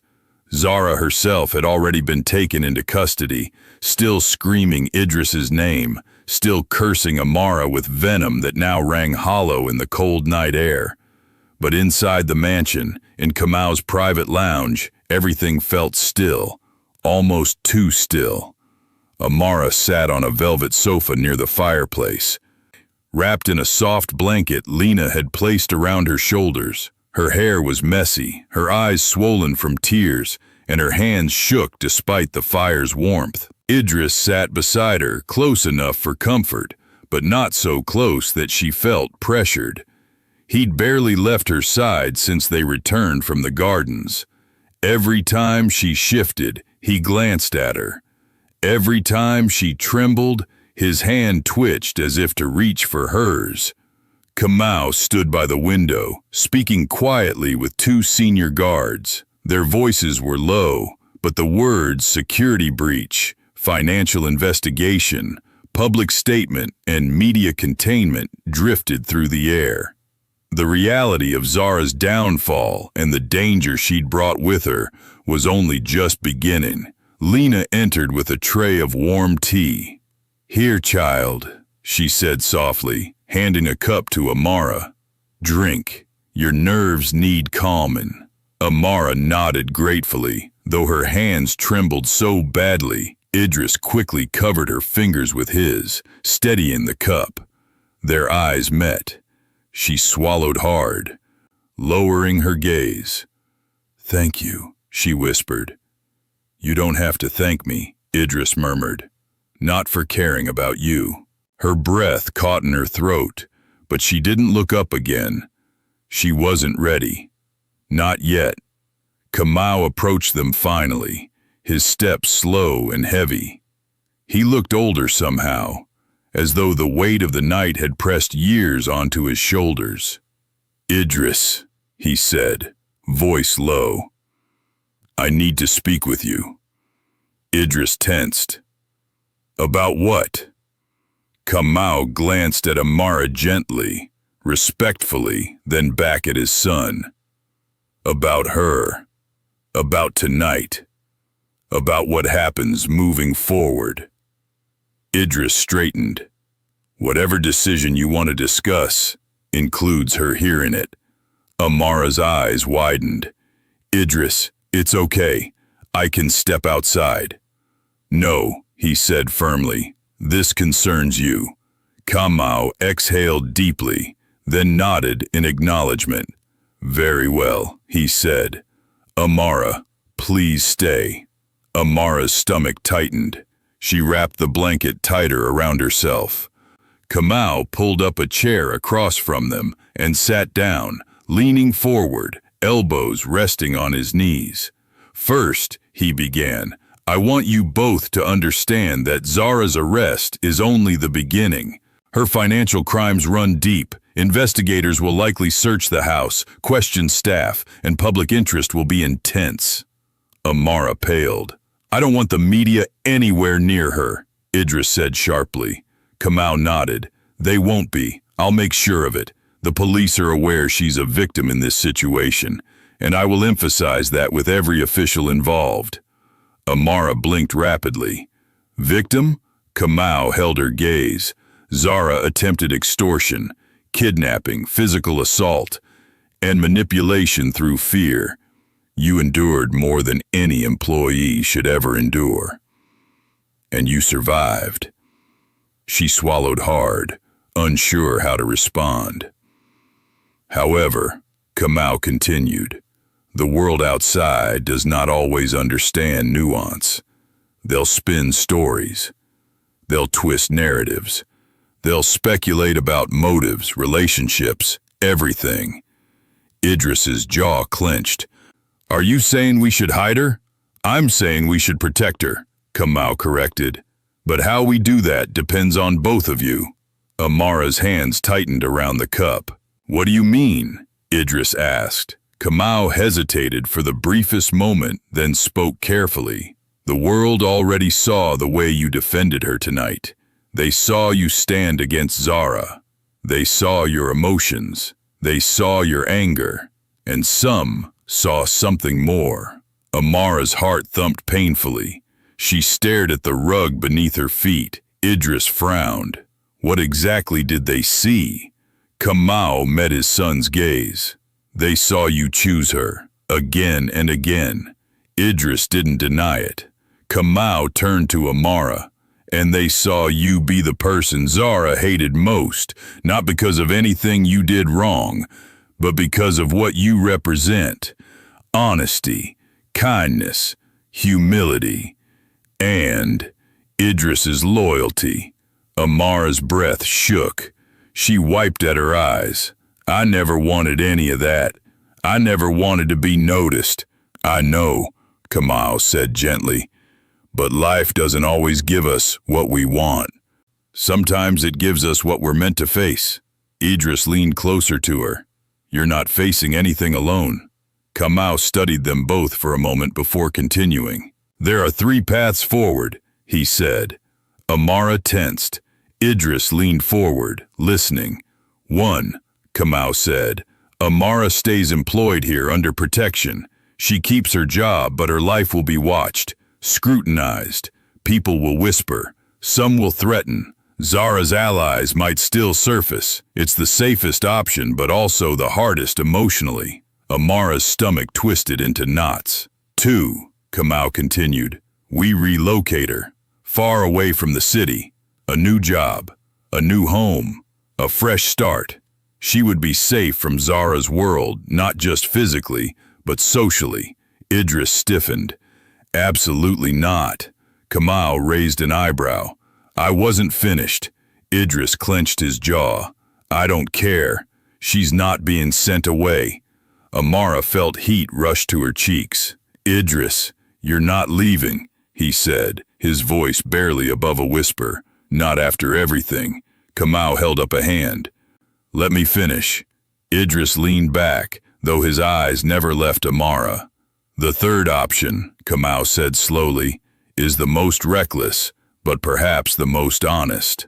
Amara's fingers trembled around the teacup. Kamal looked at Idris first, then at Amara, and when he spoke, the air seemed to still. You step out of the shadows, Kamal said. Together. Amara inhaled sharply. Idris froze. What are you saying? Idris asked quietly. Kamal folded his hands. I'm saying that if you choose to stand together, not as master and servant, but as equals, the world may resist, but they will have to accept it eventually. Amara's mind spun. She choked out, Sir, that's impossible. People would hate me. They'd say terrible things. They already do. Kamal leaned forward. People will talk no matter what path you take, Amara. That is the nature of this world. But the question is, what life do you want? Her mouth opened, then closed. She didn't know. She had never been allowed to choose her life. Every step she'd taken was out of survival, not desire. Idris gently touched her hand. Look at me. She did. He held her gaze with a tenderness that made her heart ache. I want you here, with me, not hidden, not afraid, not living in the shadows. Her breath trembled. Idris, your reputation, your status, I don't care, he said. I care about you. Tears spilled silently down her cheeks. Kamal watched them quietly, a complex mixture of pride and worry in his eyes. You don't have to decide now, he said. None of this must be resolved tonight. Right now, the only thing that matters is your safety and rest. Amara nodded slowly. Lena stepped forward, placing a gentle hand on Amara's shoulder. Come, child. Let's get you to a room where you can sleep. You need rest before anything else. Amara rose shakily. Idris stood with her. Lena paused. She's safe with me, sir. I'll stay with her all night. Idris hesitated, but Amara whispered, It's okay. He nodded reluctantly. I'll check on you in the morning. She gave a weak smile. Thank you. For everything. He wanted to say more, to tell her she didn't need to thank him, to tell her she meant more to him than she realized, but words felt too fragile for the moment. As Lena guided Amara out of the room, Idris watched her until she disappeared past the hallway. Kamal approached him slowly. You care for her deeply, he said. Idris didn't deny it. I do. Kamal nodded once. Then be ready. For what? Idris asked. Kamal looked toward the dark window, where the moon cast a long reflection across the garden where the danger had unfolded. For the consequences of choosing someone the world will try to keep beneath you. Idris looked in the same direction, his jaw set with determination. Let him try, he said. I'm not letting her go. And for the first time in his life, Kamal believed him. The storm had passed, but a different journey, far more delicate and uncertain, had just begun.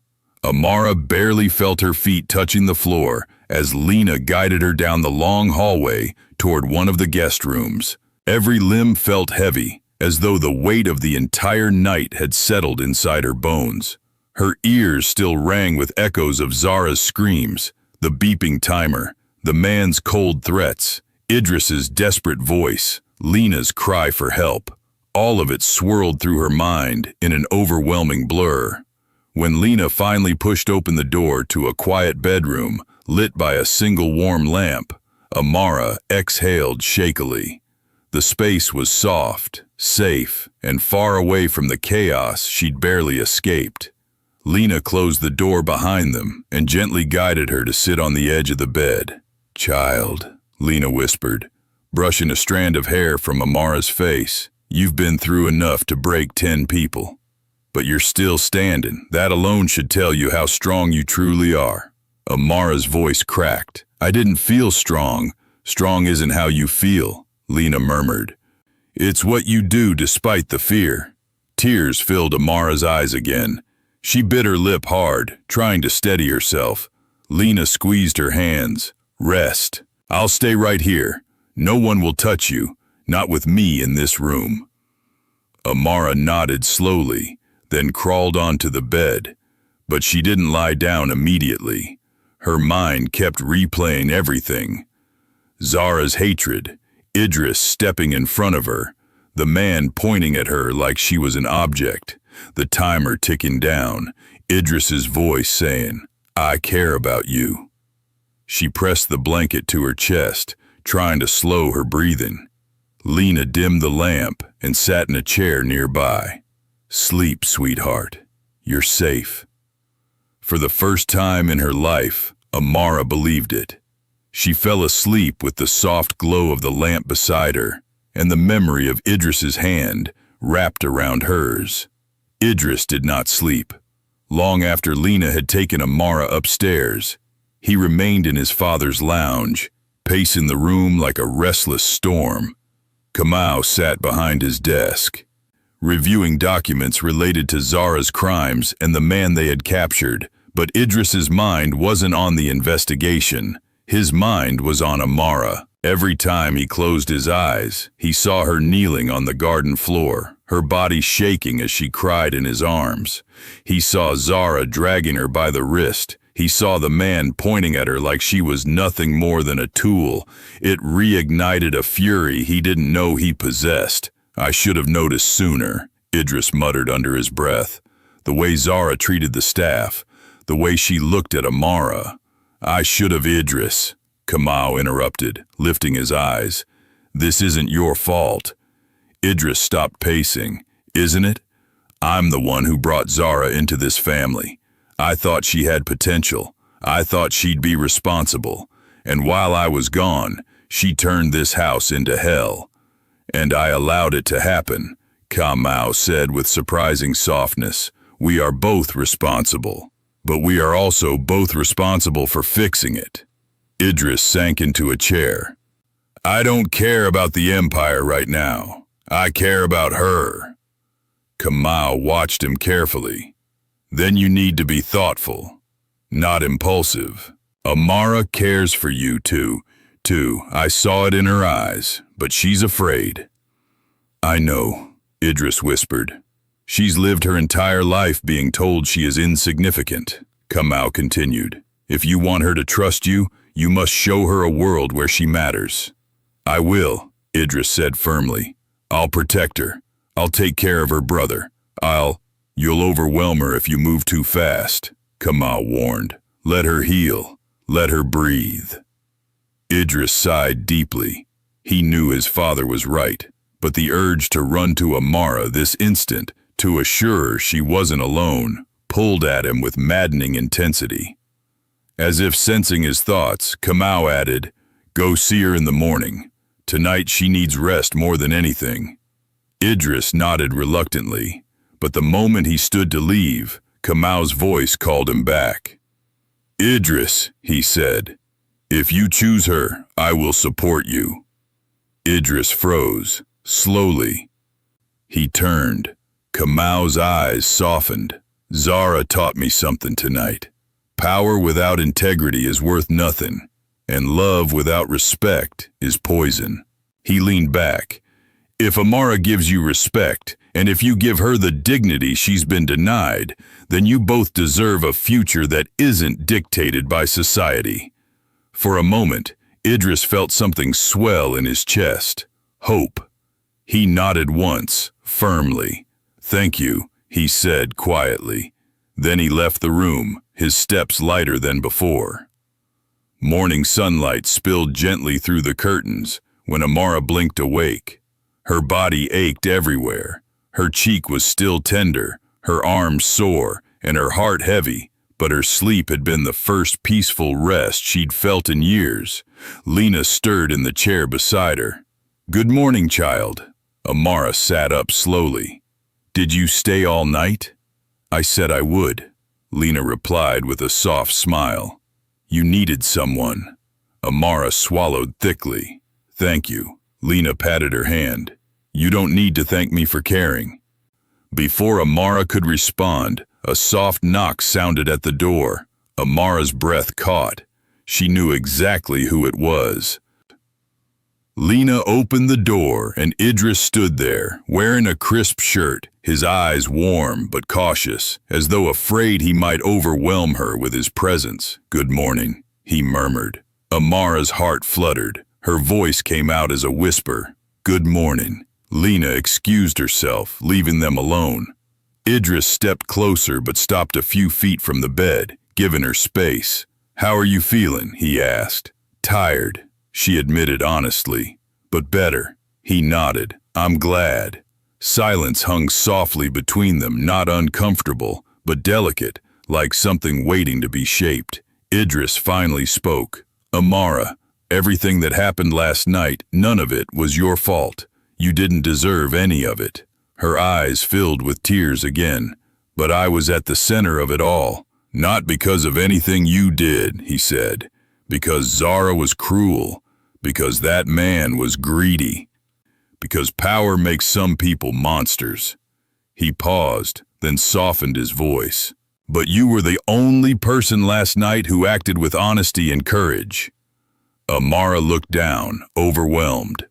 Idris moved closer, hesitating before gently sitting on the edge of the bed. "I don't want to pressure you. I don't want to frighten you. But I need you to know this, Amara." She looked up. He met her eyes, and this time, he didn't look away.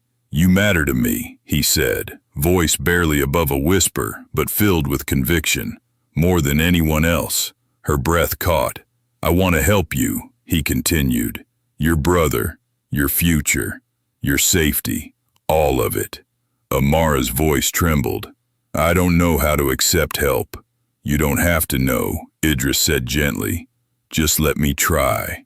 A tear slipped down her cheek. Idris reached up and brushed it away with his thumb, softly, reverently.